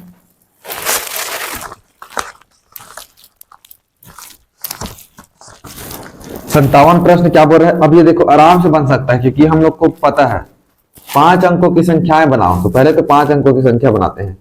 एक बड़ी से बड़ी बनाना है, एक छोटे से छोटे। तो बड़ी से बड़ी के लिए ये हो गया, और छोटी से छोटी के लिए 1 2 3 4 5, ये हो गया। अब बड़ी से बड़ी को बनाना है, और जब कोई अंक दोबारा नहीं आए, मतलब किसी भी अंक को दोबारा नहीं आना है, तो बड़ी से बड़ी बनाना है। तो इनमें से सबसे बड़े को पहले उपयोग करेंगे। तो सबसे बड़ा कौन सा है, 9 है, तो 9 को पहले रखेंगे। उसके बाद बड़ा कौन है, 7, तो 7 को, फिर 6, फिर 3 0। ये बड़ी से बड़ी संख्या हो गया, और दोबारा कोई भी संख्या नहीं आया, ठीक है। अब देखो छोटी से छोटी संख्या बनाना है 5 अंकों की, लेकिन दोबारा कोई नहीं आना चाहिए अंक। अब शुरू में इनमें से सबसे छोटा संख्या क्या है, 0 है, 0 है सबसे छोटा संख्या इन 5 में से। तो अगर यहाँ पास 0 रख देंगे, तो ये तो पहला संख्या अगर 0 रहता है तो उसका तो कोई मतलब नहीं रहता। जैसे कि 0 3 5 4 8 है, इसको 3548 पढ़ेंगे कि 0 10,000 3548 पढ़ेंगे, ऐसा तो पढ़ते नहीं है। इसको 3548 से पढ़ते हैं। तो शुरू में 0 का मतलब कुछ नहीं होता, शुरू में 0 नहीं रख सकते, तो 0 तो नहीं रख सकते, सबसे छोटा संख्या वही है। लेकिन तो क्या रख सकते हैं, उसके बाद छोटा संख्या क्या है, 3 4 7 9 में कौन सा छोटा संख्या है, 3 है, तो यहाँ 3 रखेंगे। उसके बाद अब 0 रख सकते हैं, दूसरा में महत्व है। अब उसके बाद 3 और 0 के अलावा छोटा संख्या कौन सा है, 6, फिर 7, फिर 9। छोटी से छोटी संख्या बनाना है तो छोटी से बड़ी की ओर जाएंगे। तो ये हो गया। अब इन दोबारा नहीं आए, अब दोनों का अंतर निकालना है। तो अंतर मतलब घटाओ, घटा दो। 10 में 9 घटाओगे 1, यहां से उधारी लिए ये 10 हो गया। अब ये भी 2 से 7 तो घटा नहीं सकते, तो ये आगे वाले से उधारी लेगा, तो ये 12 हो गया, तो 12 में 7 घटाए 5। अब ये 5 में 6 घटा नहीं सकते, तो फिर ये आगे वाले से उधारी लेगा, तो ये 6 हो जाएगा, और ये 15। 15 में 6 घटाओगे 9, वो घटा लेना तुम लोग। 6 में 0 घटाओगे 6, 9 में 3 घटाओगे 6, 66, 951। कौन सा है उत्तर? सी। ये देखो जो आराम से बन रहा है उसको पहले बना लिए हैं, जरूरी नहीं है कि फंसे। जो तुम लोग को लग रहा है टाइम लगेगा उसको नहीं बनाना है, ताकि जो कम से कम जो आसानी से बन जा रहा है उसको तो मत छूटे। अब देखो 58 आ गया, 58 को भी आसानी से बना सकते हैं, ऐसे प्रश्न को बनाए हैं। तो संख्या 5, 8, 4, 3, 5, 6 में 5 के स्थानीय मूल्यों का योग।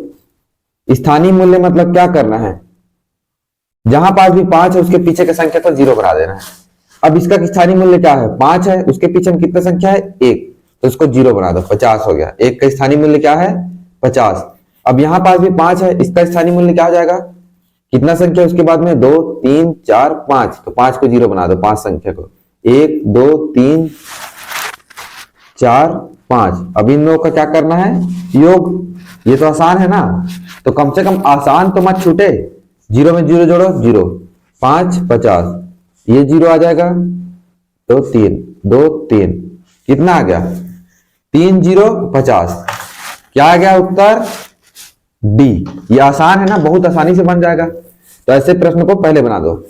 प्रथम 100 प्राकृतिक संख्याओं में 3 और 5 दोनों से भाग जाने वाली संख्याओं का संख्या है क्या? 3 और 5 दोनों से भाग जाना चाहिए, मतलब कि 3 और 5 के पहले वो निकाल दो, लघुत्तम समापवर्तक, वही जो है संख्या है जो दोनों से भाग जाएगा। 3 और 5 का लघुत्तम समापवर्तक क्या आएगा, दोनों अभाज्य संख्या, तो 3 गुणित 5 15 आएगा लघुत्तम समापवर्तक। तो ऐसा संख्या निकालना है जो 15 से भाग जाए और 100 तक की प्राकृतिक संख्या। तो पहाड़ा पर दो, 15 1 15, 15 2 30, 15 3 45, 15 4 60, 15 5 75, 15 6 90, 15 7 105। तो 7 बार में तो ज्यादा हो जा रहा है 100 से, तो कितना को भाग दे रहा है 1, 2, 3, 4, 5, 6, 15 6 90, तो 6 संख्या को भाग देगा। निम्न में से कौन सी एक संख्या 3, 4, 5, 6 से भाज्य है? तो 3, 4, 5, 6 तीनों से भाज्य होने के लिए क्या निकालेंगे, उसका लघुत्तम समापवर्तक। तो अब देखो 3 से भाग जा रहा है, 3 से भाग दे दो, 4 तो नहीं जाएगा, 3 से भाग हटा दो, 3 दूनी 6। अब उसके बाद 2 से दिख रहा है तो 2 से दे दो, 2 दूनी 4, 5, 2 एकम 2, फिर 2 से दिख रहा है 1, 2 एकम 2, 5 तो जाएगा नहीं। अब 5 दिख रहा है 1, 1, 5 एकम 5, 1। अब क्या आ गया, 5 दूनी 10, 10 दूनी 20, 20 तिया 10, 5 दूनी 10 और 2 तिया 6, 6 दहम 60, तो 60 आएगा इसका लघुत्तम समापवर्तक। तो 60 ऐसी संख्या है जो चारों के द्वारा भाग दिया जाएगा। तो क्या पूछा है, कौन सा चारों से भाज्य होगा, तो क्या बचा 60। तो 60 ऑप्शन में दिया है तो 60 कर दिया, अगर नहीं दिया अगर कुछ और तरीका लगाते। या फिर देखो 3 का नियम क्या है कि 3 से भाग जाने के लिए अंकों का योग 3 से भाग जाना चाहिए, और 6 का नियम क्या है कि 2 और 3 दोनों से भाग जाना चाहिए। अब 5 का नियम क्या है कि आखिरी में 0 और 5 रहना चाहिए, तो आखिरी में 0 और 5 नहीं है, इसको काट दो। अब ये दोनों बचा, ये तीनों बचा। 3 के लिए क्या नियम है, अंकों का योग 8 धन 0 क्या है, ये 8 धन 0 क्या है 8 होता है अंकों का योग। तो ये तो 3 से भाग नहीं जाएगा, तो 3 से विभाज्यता नियम से भी नहीं जा रहा है। अब 9 को देखो, ये तो 3 से जाएगा दिख रहा है, लेकिन 4 से जाएगा दिख रहा है। 4 दूनी 8, 1 बचेगा 10 होगा, 4 दूनी 8, तो 4 से तो नहीं जाएगा, तो ये भी हट गया। तो बाकी बचा क्या, ये तो विभाज्यता नियम से भी बना सकते हैं इसको। तो ये देखो ये सरल सरल को मैं पहले बना लिया, अब बाकी बचा है उनको बना सकता हूं। तो इससे क्या होगा कि जो मैं जा रहा हूं वो तो नहीं छूटेगा, कम से कम जो सरल है वो नहीं छूटेगा। जरूरी नहीं है कि सीक्वेंस से ही बनाओ, जैसा दिख रहा है वैसे ही बनाओ। जो कठिन लग रहा है पहली नजर में नहीं बन रहा है उसके बाद छोड़ दो। अब देखो इनमें से ये तो लंबा है, इसको पढ़ने में टाइम लगेगा, इसको भी पढ़ने में समय लगेगा। अब देखो इनमें से इन बचा है उनमें से कौन सा सबसे सरल लग रहा है उसको देखो, ठीक है। अब देखो 10 सेंटीमीटर भुजा वाले 2 ठोस घन को साथ साथ रखने पर, अब ये आसान दिख रहा है तो उसका आयतन निकालना है।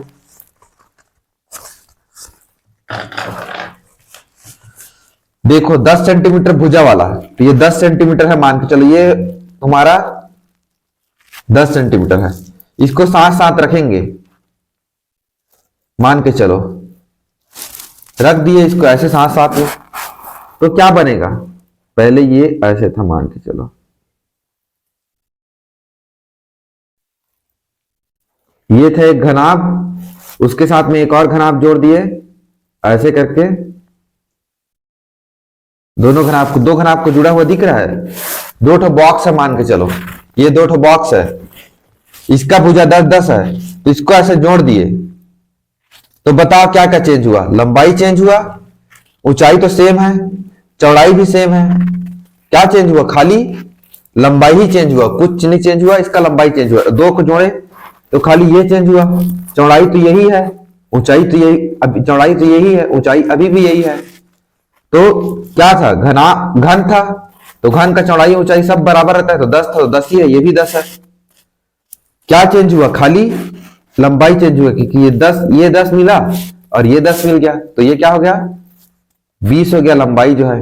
या फिर अगर ऊंचाई में मिलाता तो ऊंचाई 20 हो जाता, अगर चौड़ाई में मिलाता तो चौड़ाई 20 हो जाता, तो लंबाई 20 हो गया मान के चलो, लंबाई 20 हो गया, और चौड़ाई क्या हो गया? चौड़ाई तो 10 ही है, 10 बोल रहा है ना, 10 सेंटीमीटर भुजा वाले दो ठोस घन को मिलाते हैं, और ऊंचाई भी 10 है, तो इसका आयतन क्या होता है? घनाभ का आयतन लंबाई गुणित चौड़ाई गुणित ऊंचाई, यही होता है फॉर्मूला। तो 20 गुणित 10 गुणित 10, 10 दहा 0 0 2 2 3 बार, तो 3 बार 0 लगा दो, और एक एक हम एक दूनी 2, तो 2000 सेंटीमीटर क्यूब घन सेंटीमीटर। उत्तर ये देखो आसान है, उसको पहले बनाओ, जो दिख रहा है कि तुमको एक नजर में बन जाएगा। अब उसके बाद आ जाते हैं 50वां, थोड़ा कठिन लग रहा है, 51 थोड़ा कठिन लग रहा है, इसके बारे में नहीं जानते।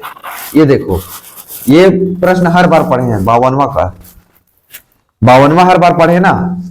जब भी ऐसा रहता है, ये क्या है? 2D चित्र है, 2D चित्र है, ये मीटर में है, ये सेंटीमीटर में है, तो पहले तो इसको सेंटीमीटर में बदल दो, या तो इसको मीटर में बदल दो।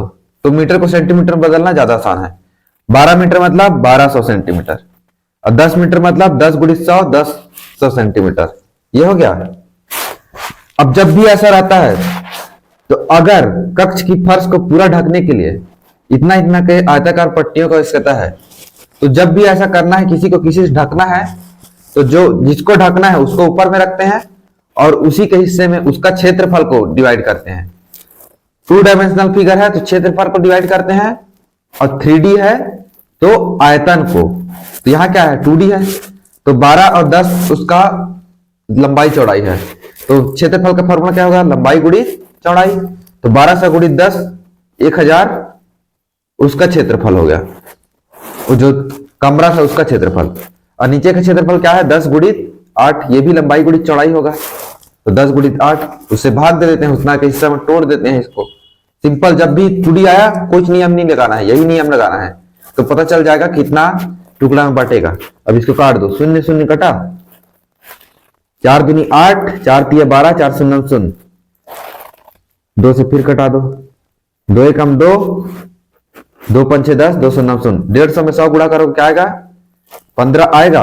1 2 3 0, 1 2 3 0, कितना आया? 15,000।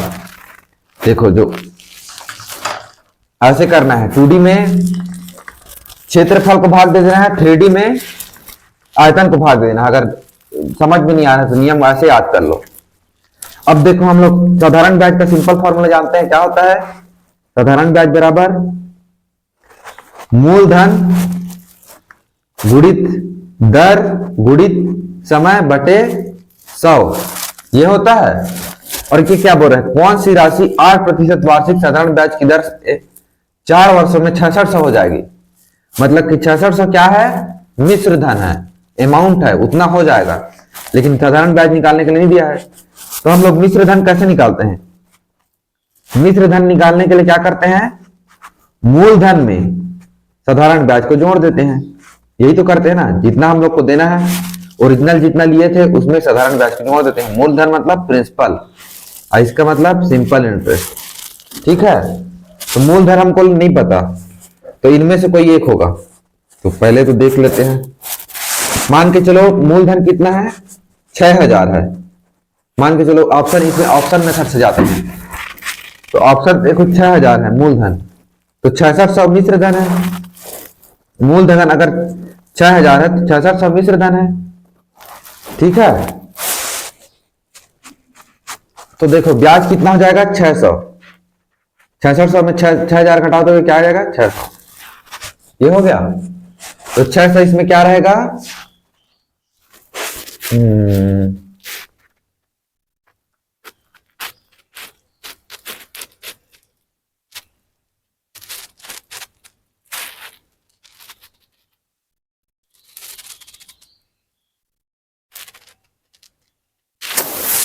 इसको और साधारण तरीके से कैसे बनाएं, 53 का देखते हैं। पलट लेते हैं पेज, ये थोड़ा कठिन लग रहा है, उसको छोड़ दो 53 को। अभी ऐसे बनाने के बाद भी पता चल जाता है कि कौन सा कठिन है। अब आ जाते हैं 54 पे। एक वस्तु को 500 में बेचने पर हानि होती है। 500 में बेचा तो हानि हुआ, मतलब कि विक्रय मूल्य क्रय मूल्य से कम है। ठीक है, और 700 में बेचा जाता है, इसी वस्तु को 700 में बेचा जाता है। 500 में बेचने पर हानि, तो क्रय मूल्य से कम होगा। तो क्रय मूल्य से कम है, इधर है मान के चलो, तो यहां हानि हुआ, तो हानि को जोड़ देंगे तो क्रय मूल्य आएगा। और 700 में बेचने पर बेचा जाता है तो दुकानदार को पहले होने वाले हानि से 3 गुना लाभ होता है। तो 700 में बेच देता है, मान के चलो 700 में बेचता है, तो लाभ कितना होता है, 700 में लाभ को घटा दोगे, लाभ कितना होता है, हानि के 3 गुना होता है ना। तो इस वस्तु का क्रय मूल्य क्या है, तो मान के चलो हानि कितना है, पहले मान के चलो हानि का मान नहीं पता ना, तो हानि x है। तो अगर 700 में बेचेंगे तो लाभ होगा, लाभ कितना है, हानि का 3 गुना, तो 3 गुना मतलब 3x। तो देखो अब कैसे जाएंगे, क्रय मूल्य, अब ध्यान दो, 500 विक्रय मूल्य था तो हानि हो रहा था, तो विक्रय मूल्य में अगर 500 विक्रय मूल्य था उसमें हानि को जोड़ देंगे तो क्रय मूल्य निकल जाएगा, पहला तो ये है। और 700 में बेचते हैं तो लाभ होता है, तो लाभ को अगर घटा देंगे, 700 विक्रय मूल्य है, विक्रय मूल्य में लाभ को घटा देंगे तो क्या निकलेगा, तब भी क्रय मूल्य निकलेगा। तो लाभ कितना है अभी 3x बराबर क्रय मूल्य, तो ये भी क्रय मूल्य है, ये भी क्रय मूल्य है, तो दोनों बराबर हो गया। तो 500 धन x बराबर 700 ऋण 3x। अब इसको हल कर दो, 700 और 500 ये धन में है तो इसको, ये ऋण में है, इसको इधर आके बराबर की साइड आके क्या में जाएगा, धन में। x वाले के एक साइड ला दे, और 700 ये धन में है, इधर आके क्या में जाएगा, ऋण में। 700 ऋण 500 200, और x में 3 x क्या है, कुछ नहीं है, मतलब 1 है, 1 आम और 3 आम 4 आम। और इसका मतलब क्या होता है 4 गुणित x, तो 4 गुणित x है मतलब x को इधर रख दो, तो 4 को इधर रखोगे तो गुणा है तो भाग में हो जाएगा, 4 4 5 6 20 4 0 0। तो कितना का हानि होता है इसको, 50 रुपए का।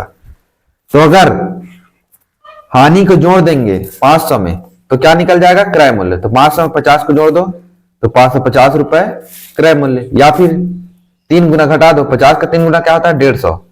700 में 150 घटा दो कितना आएगा, 0 में 0, 10 में 5 5, 6 में 1 5, 550 ही आएगा तब भी।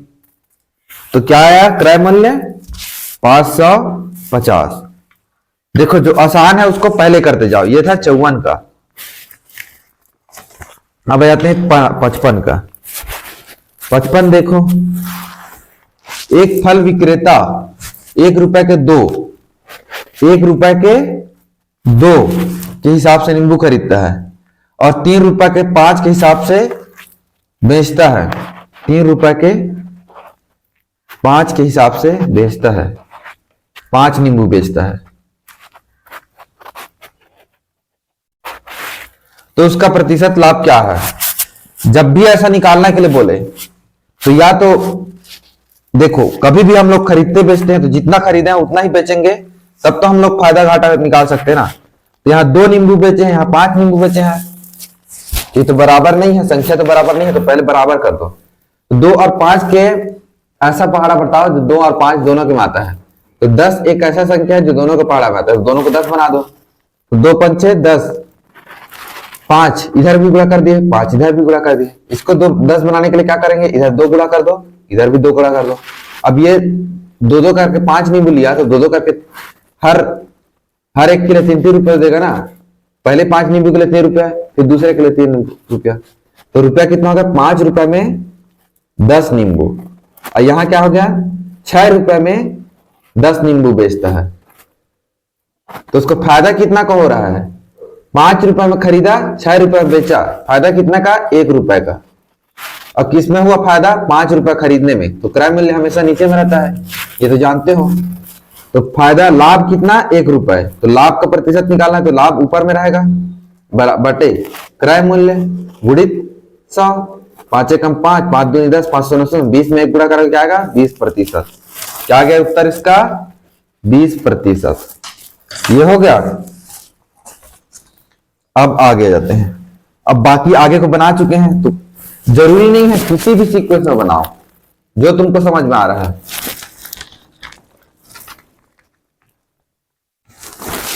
अब देखो इसमें ध्यान दो, अगर तुम लोग 1 साल में 8% दे रहे हो, वार्षिक ब्याज दर मतलब 1 साल में 8%, तो 4 वर्ष में कितना दोगे, 32%। ठीक है, 4 वर्ष में कितना दोगे, 32%। ठीक है, 8 चौक 32, 8 करके 32% दोगे। तो किसका 32%, 32% तो वो हो गया ब्याज। और जो ओरिजिनल रहता है, उसको कितना लेते हैं, 100%। तो कितना हो जाएगा, 132%। ठीक है, टोटल मिला के 100%। मूलधन को क्या लेंगे, हमेशा उसी का प्रतिशत निकालते हैं ना। मूलधन गुणित दर गुणित समय बटे 100 करते हैं। मतलब क्या होता है, मूलधन गुणित 8 दर है, 8% दर है, गुणित 4 वर्ष समय है, तो 8 गुणित 4 बटे 100। तो ये क्या है, मूलधन का 32%, 32 बटे 100, इसी को बोलेंगे मूलधन का 32%। तो ये जो हमेशा मूलधन रहता है उसको मानते हैं 100%। तो 100% वो हो गया। और 4 वर्ष का ब्याज कितना हो गया, 132%, 32%। तो साधारण ब्याज और मूलधन को मिला दें, मूलधन कितना 100 और साधारण ब्याज कितना 32, तो टोटल कितना हो गया 132%। ये तो प्रतिशत में हो गया। मिश्र धन कितना हो गया 132%, ये प्रतिशत में हो गया। लेकिन हम लोग को क्या दिया है, 132% बराबर कितना दिया है, 6600 हो जाएगी। बोल रहे राशि कितना होगा, 6600। 132% ना होकर 6600 है रुपया में। तो हम लोग को क्या निकालना है, मूलधन निकालना है। तो मूलधन कैसे निकालेंगे, मूलधन कितना रहता है हमेशा 100%। तो 132% दिया है तो 100% निकाल सकते हैं। पहले 1% निकाल दो। तो क्या करेंगे, 132 को दोनों साइड से भाग दे देंगे तो 1% निकल जाएगा। 132 से कम 132, 6600 बटे 132। और 1% को 100 बनाने के लिए क्या करेंगे, 100 से गुणा कर देंगे। तो दोनों पार 100 से गुणा करेंगे बटे 132 गुणित 100 हो गया। अब इसको क्या हल करेंगे, अब इसे क्या करेंगे, अब इसको हल करो भाई। देखो 132 को देखो, 11 6 से भाग जा रहा है, ये दोनों देखो 2 से भाग जा रहा है तो 2 से भाग दे दो। 2 छक्का 12, 1 2 छक्का 12, 2 तिया 6, 2 तिया 6। अब देखो दोनों जो है शून्य शून्य, 11 से भाग जाएगा दिख रहा है, 11 छक्का 66, 11 तिया 33, 11 शून्य शून्य, 11 शून्य शून्य। अब 3 से भी भाग जाएगा दिख रहा है, 3 एकम 3, 3 शून्य शून्य, 3 शून्य शून्य, 3 दूनी 6। अब 2 से भाग जाएगा दिख रहा है, 2 पंचे 10, 2 शून्य शून्य, 50 आ गई है और गुणित 100। 50 में 100 गुणा करोगे मतलब 5, 1 2 3 शून्य, 1 2 3 शून्य। 100% क्या आया, 5000। और यही क्या है तुम्हारा मूलधन। तो मूलधन कितना आया, 5000। समझ गए, नहीं समझोगे तो भी कोई दिक्कत नहीं है, हमेशा मूलधन को 100% मानना। बहुत ज्यादा सोचना नहीं है इसमें। अब ये प्रश्न भी हो गया। अब आगे आते हैं कौन सा,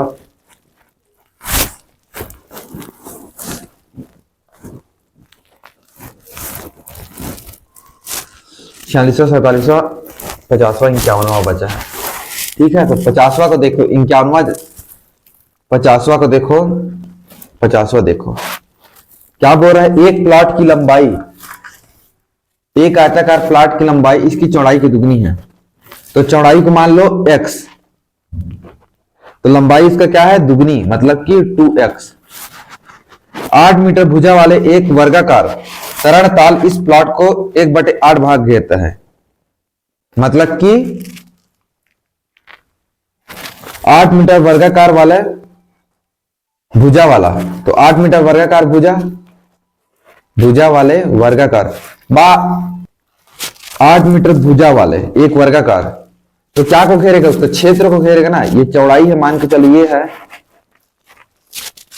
और उसके क्या को घेरेगा, क्षेत्रफल को घेरेगा। और वो क्षेत्रफल कितना हिस्सा है, मान के चलो ये है 1 2 3 4 5 6 7 और ये 8, ये है आयत जो 8 हिस्सा में बटा है, तो खाली एक हिस्सा को घेरेगा। तो ये 8 मीटर भुजा वाला जो वर्ग है उसके एक हिस्सा को घेरेगा, 1/8 हिस्सा है। तो क्षेत्रफल कितना हो गया, पहले तो 8 मीटर भुजा वाले वर्ग का क्षेत्रफल निकालो। तो वर्ग का क्षेत्रफल क्या होता है, भुजा का स्क्वायर, मतलब 8 × 8 64 हो गया। और आयत का क्षेत्रफल क्या हो जाएगा, उसका लंबाई चौड़ाई था x और इसका लंबाई था क्या 2x, तो लंबाई गुणित चौड़ाई, तो 2x गुणित x हो जाएगा उसका क्षेत्रफल। तो 2x गुणित x मतलब 2x का 2 बार, तो x का स्क्वायर। ठीक है क्या, ये हो गया उसका आयत का क्षेत्रफल, और ये हो गया वर्ग का क्षेत्रफल। क्षेत्रफल ही घेरेगा। अब देखो वो वर्ग का क्षेत्रफल उस प्लॉट का 1/8 घेरता है, मतलब कि इस प्लॉट का 1/8 हिस्सा है वो वर्ग का क्षेत्रफल जो है। 2x स्क्वायर का 1/8 कितना है, वर्ग का क्षेत्रफल। वर्ग का क्षेत्रफल कितना है 64। अब इसको हल कर दो, 2x स्क्वायर गुणित 1/8, मतलब कि भाग कर दो सीधा, गुणित 1/8 के दे कम 2 2 चौक 8 बराबर 64। 4 इधर भाग में, इधर जाके गुणा में हो जाएगा। तो x स्क्वायर बराबर 64 गुणित 4। इसका मतलब क्या होता है, जो 2 बार आया है उसको 1 बार निकालना है, तो सिंपल निकाल दो। ये किसका वर्ग है, 8 का वर्ग है, 8 8 64 आता है, 8 गुणित 8। ये किसका वर्ग है, 2 का वर्ग है, 2 गुणित 2 4। तो 2 बार आया है उसको 1 बार बाहर निकाल दो, 8 निकल गया और गुणित 2, तो x बराबर क्या आ गया 16। ये क्या है, चौड़ाई है। तो इसका लंबाई कितना हो जाएगा, दुगुना, मतलब कि 16 दूनी 32, दोगुना है ना लंबाई जो है, पहले ही पढ़े देखो। प्लॉट की लंबाई क्या है, तो दोगुना 32। 16 को टिक मत मार के आ जाना, क्योंकि 16 जो है चौड़ाई है, लंबाई तो इसका दुगुना है ना 32। तो ये हो गया 50वां का हल। अब 51 में आते हैं। 51 देखो, एक डिब्बे में 500 अंडे हैं, 3/25 अंडे टूट गए, शेष अंडों का 4/5 भाग बेच दिया, तो शेष बचे अंडों की संख्या क्या है। क्या बोल रहा है, 500 अंडे हैं, उसमें 3/25 अंडे टूट गए, तो कितना अंडे टूटे पहले निकाल लो। 3/25, 500 का 3/25 अंडा टूट गया, तो 500 का 3/25 कितना होता है निकाल लो पहले। तो गुणित 3/25 का को क्या बोल रहे हैं, गुणा में। 25 से कम 25, 25 दूनी 50, 25 से 9 ये कर सकते हो पहाड़ा में, या तो 25 का नहीं जानते तो 5 के पहाड़ा से कटा सकते हो। 5 5 25, 5 एकम 5, 5 से 9, 5 से 9, फिर इसको कटा दो, 5 एकम 5, 5 दूनी 10, 5 से 9, तो 20 गुणित 3 बचा, 20 दिया 60, 60 अंडा फूट गया, तो बचा कितना, 500 में 60 अंडा फूट गया तो 440 अंडा, शून्य में शून्य घटा, 10 में 6 4, 440 अंडा बच गया। अब क्या बचा, शेष अंडों का 4/5 भाग, तो 440 बचा है, उसका शेष भाग कितना का 4/5 भाग बेच दिया, शेष का 4/5 भाग बेच दिया, मतलब कि कितना बचा देखते हैं हम। 440 गुणित 4/5, 5 से भाग दे दो, 5 4 40, 4 बचा, 5 8 40, 4 में 88 में 4 गुणा कर दो, 4 8 32, 3 4 8 32, 3 35, 352 हो गया, तो 352 अंडा बेच दिया। तो अब बचा कितना, 440 में से 352 बेच दिया, तो 10 में 2 8, 3 में 5 तो घटेगा नहीं, तो यहां से एक उधारी लेगा, ये 3 हो जाएगा, तो 13 हो जाएगा। ये 13 5 8, तो कितना अंडा बचा 88 अंडा बचा, 88 अंडा बच गया। अब क्या बोल रहे हैं, शेष बचे अंडों की संख्या निकालना है, तो वही निकालना है, शेष बचे अंडों की संख्या निकालना है। तो कितना बचा है, 88। ये हो गया तुम्हारा 51 हाल। अब कौन सा बचा है, 46 और 47। ये दो प्रश्न बच गया। अब इसको हल करते हैं। एक यात्री गाड़ी जो 80 किलोमीटर प्रति घंटा की चाल से चल रही है, स्टेशन से एक मालगाड़ी के रेलवे स्टेशन से जाने के बाद 6 घंटे बाद चलती है तथा 4 घंटे में मालगाड़ी से आगे हो जाती है। मालगाड़ी की चाल क्या है। अब ये थोड़ा सा पेचीदा है, इसको ध्यान में देखो। एक गाड़ी यात्री 80 किलोमीटर प्रति घंटा गति से चल रहा है,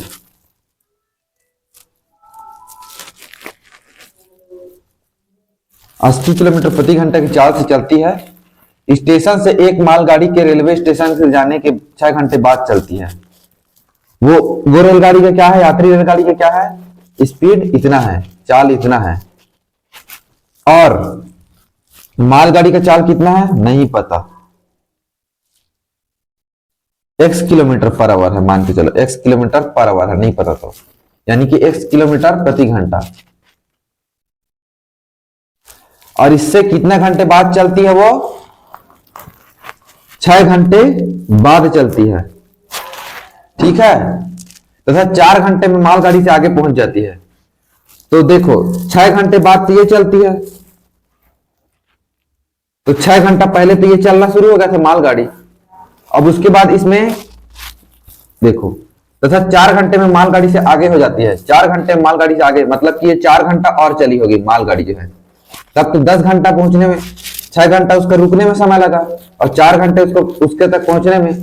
तो टोटल मालगाड़ी कितना सफर किया, 10 घंटा सफर किया। तो 1 किलोमीटर उसका पर आवर स्पीड है, तो 10 घंटा सफर किया। तो चाल बराबर क्या होता है, दूरी बटे समय। तो दूरी बराबर क्या हो जाएगा, चाल गुणित समय हो जाएगा, चाल गुणित समय बराबर दूरी। तो चाल गुणित समय, चाल को कितना माने, x गुणित 10। ये हो गया मालगाड़ी के द्वारा तय किया गया दूरी। अब मालगाड़ी जितना दूरी तय किया है उतना दूरी वो यात्री गाड़ी जो है कितना में तय करता है, 4 घंटा में, क्योंकि 6 घंटा तो रुका रहता है, बाकी 4 घंटा में उतना दूरी को तय करता है, तब तो उसके पार जाएगा ना। तो 4 घंटा में कितना दूरी तय करेगा, 80 गुणित 4 यात्री गाड़ी जो है, तो 4 अट्ठे 32, 320। और ये दूरी मालगाड़ी यात्री गाड़ी सब आपस में मिलेंगे, जब ये दोनों दूरी को पार कर लेगा तब। तो x गुणित 10 बराबर क्या हो जाएगा, 320। क्यों हो जाएगा, क्योंकि मालगाड़ी जितना दूरी में पहुंचा है यात्री गाड़ी भी उतना ही दूरी में पहुंचेगा ना, तब तो उसको क्रॉस करेगा। तो दोनों बराबर हो जाएगा, दोनों का दूरी। तो x गुणित 10 बराबर 320। तो 10 गुणा 10 जो गुणा में इधर आके क्या हो जाएगा, भाग में, 320 भागित 10। तो 32 किलोमीटर प्रति घंटा क्या है, ये क्या का दूरी वो था, चाल मालगाड़ी का। तो मालगाड़ी का चाल क्या हो गया, 32 किलोमीटर प्रति घंटा। नहीं समझ में आएगा तो ज्यादा समझने की जरूरी नहीं है, समझने की कोशिश करो, फिर 2-3 बार देखो, समझ में आ जाएगा। अब आते हैं, एक क्वेश्चन बच गया, 46वां हो गया है, 47वां बच गया। एक व्यक्ति 30 किलोमीटर प्रति घंटा की चाल से जाता है तो वह अपने व्यक्तित्व गंतव्य स्थान पर 10 मिनट में पहुंचता है कि देरी से पहुंचता है, जबकि 42 किलोमीटर प्रति घंटा की चाल से चलने पर वह अपने गंतव्य स्थान पर 10 मिनट पहले पहुंच जाता है।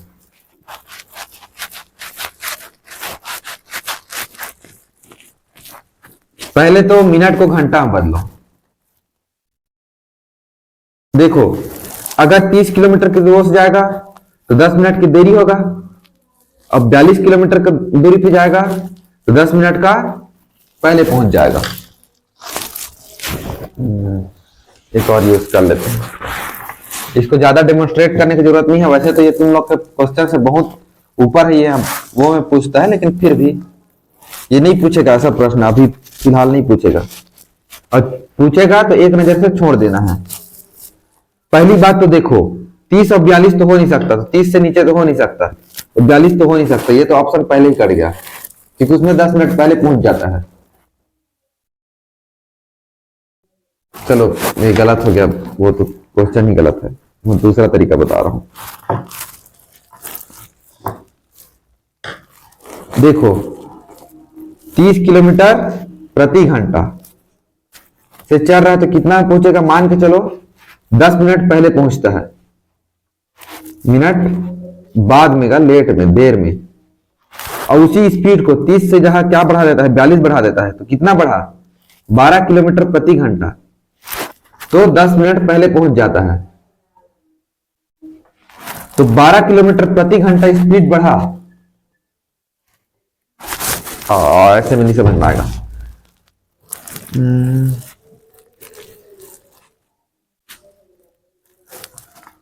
अब मान के चलो पहले नॉर्मल स्पीड में जाता है, नॉर्मल स्पीड में जाता है तो 30 किलोमीटर प्रति घंटा में जाता है, तो 10 मिनट देरी में पहुंचता है। तो मान के चलो x मिनट के 10 मिनट देरी, x मिनट में पहले पहुंचता था, तो 10 मिनट देरी मतलब x प्लस 10 मिनट में पहुंचता है, मान के चलो प्रति घंटा। तो स्पीड से जाएगा तो इतना टाइम में पहुंचेगा। और अगर 42 किलोमीटर प्रति घंटा में जाएगा तो कितना टाइम में पहुंचेगा, x टाइम लगता था, पहले जो टाइम लगता था उससे 10 मिनट पहले, तो x माइनस 10 टाइम में पहुंचेगा। अब देखो ये हो गया नीचे वाले का समय, लेकिन ये मिनट में है, तो पहले इसको घंटा में बदलो। तो घंटा बदलने के लिए गुणित 1/60 करेंगे। मिनट को घंटा में बदलने के लिए क्या करते हैं, 1 मिनट, 60 मिनट बराबर 1 घंटा। तो मिनट से घंटा में जाना है तो भाग देंगे 60 से, तो इसको 60 से भाग दे दो और इसको भी 60 से भाग दे दो, सीधा सा बात। ये घंटा में हो गया। अब ये समय दे दिया है x प्लस 10/60 घंटा और x माइनस 10/60 घंटा। तो स्पीड बराबर क्या होता है, पहले मान के चलो x समय लगता था, अब 10 मिनट देर मतलब कि x प्लस 10 समय। पहले मान के चलो x समय लगता था, तो 10 मिनट पहले मतलब कि x माइनस 10 समय, तो इसको घंटा में बदल दो, x माइनस 10/60। अब ये निकल गया। तो हम लोग जानते हैं दूरी तो बराबर है दोनों का, दूरी तो इतना ही तय करना है। तो पहले के लिए दूरी का फॉर्मूला क्या होगा, चाल गुणित समय, तो 30 गुणित x धन 10 बटे, ये ब्रैकेट में इसलिए लिया हूं कि ये दोनों एक साथ है, बटे 60। ये हो गया पहले का दूरी। दूसरे में भी सेम दूरी तय करेगा, लेकिन समय जो है कम लगेगा, 40 गुणित x माइनस 10 बटे 60, दोनों तो बराबर रहेगा, तो यहां से x का मान निकल जाएगा। पहले तो 0 0 कटा, 3 एकम 3, 3 दूनी 6, ये हो गया। अरे दोनों बराबर है तो 60 60, तो 60 इधर भाग में, इधर आके गुणा में हो जाएगा, तो ये 60 कट जाएगा पहली बात। तो क्या बचा, 30 गुणित x धन 10 बराबर 40 गुणित x ऋण 10। अब जब भी गुणा करना है, 30 का गुणा इससे भी होगा, 30 x हो जाएगा, 30 का गुणा x से होगा तो, और 30 का गुणा 10 से भी होगा। दोनों के बीच में चिन्ह क्या है, ये धन है, ये भी धन है, तो धन ही रहेगा। 30 गुणित 10 300, 40 गुणित x 40x, और यहाँ धन है और यहाँ ऋण है, धन की ऋण गुणा होगा तो ऋण होगा, 40 दहम 400। अब x वाले को एक साइड आयो, 40x और 30x, 30x को इधर भेज दो, क्योंकि ये जो है 30 में 40x घटाना आसान है, तो 40x ऋण 3x, 300 इधर ही रहने दो, और ये 400 धन में आ गया, 300 धन 400 700, 40x में 30x घटाओ कितना आएगा 10x, 10x का मतलब 10 गुणित x, ये गुणा में है, इधर आके क्या में जाएगा भाग में, तो 700 भागित 10 बराबर 70, x बराबर क्या हो जाएगा 70 मिनट। ठीक है, तो ये तो 70 मिनट हो गया। तो मान के चलो हमको क्या निकालना है, दूरी निकालना है, दूरी निकालना है ना, दूरी निकालना है। तो ये तो टाइम निकल गया, x बराबर 70 मिनट, तो दूरी बराबर क्या था, या तो इस फार्मूला रख दो, 30 गुणित x धन 10 मतलब कि 80, 70 धन 80 बटे 60, ये दूरी हो गया पहला फॉर्मूला। तो 0 0 कटा, 3 एकम 3, 3 दूनी 6, 2 एकम 2, 2 चौका 8, 2 9 0, दूरी बराबर क्या आएगा 40 किलोमीटर। उत्तर ये हो गया तुम्हारा कंप्लीट। ऐसे करके धीरे धीरे धीरे धीरे करके करोगे, जो समझ में आया उसको समझो, जो नहीं आया उसको मत समझो, क्योंकि ये जो है कुछ क्वेश्चन जो है कठिन देते ही है, तो कठिन क्वेश्चन पर नहीं ध्यान देना, हमको सरल क्वेश्चन पे ध्यान देना है। तो ये होता है तुम लोग कंप्लीट। ऐसे करके तुम लोग को इसी सीक्वेंस में जाना है, इसी सीक्वेंस में पूरा वो को हल करना है। जो बढ़ रहा है उसको बनाओ पहले, और जो नहीं बन रहा है उसको बाद में बनाओ। तो ठीक है,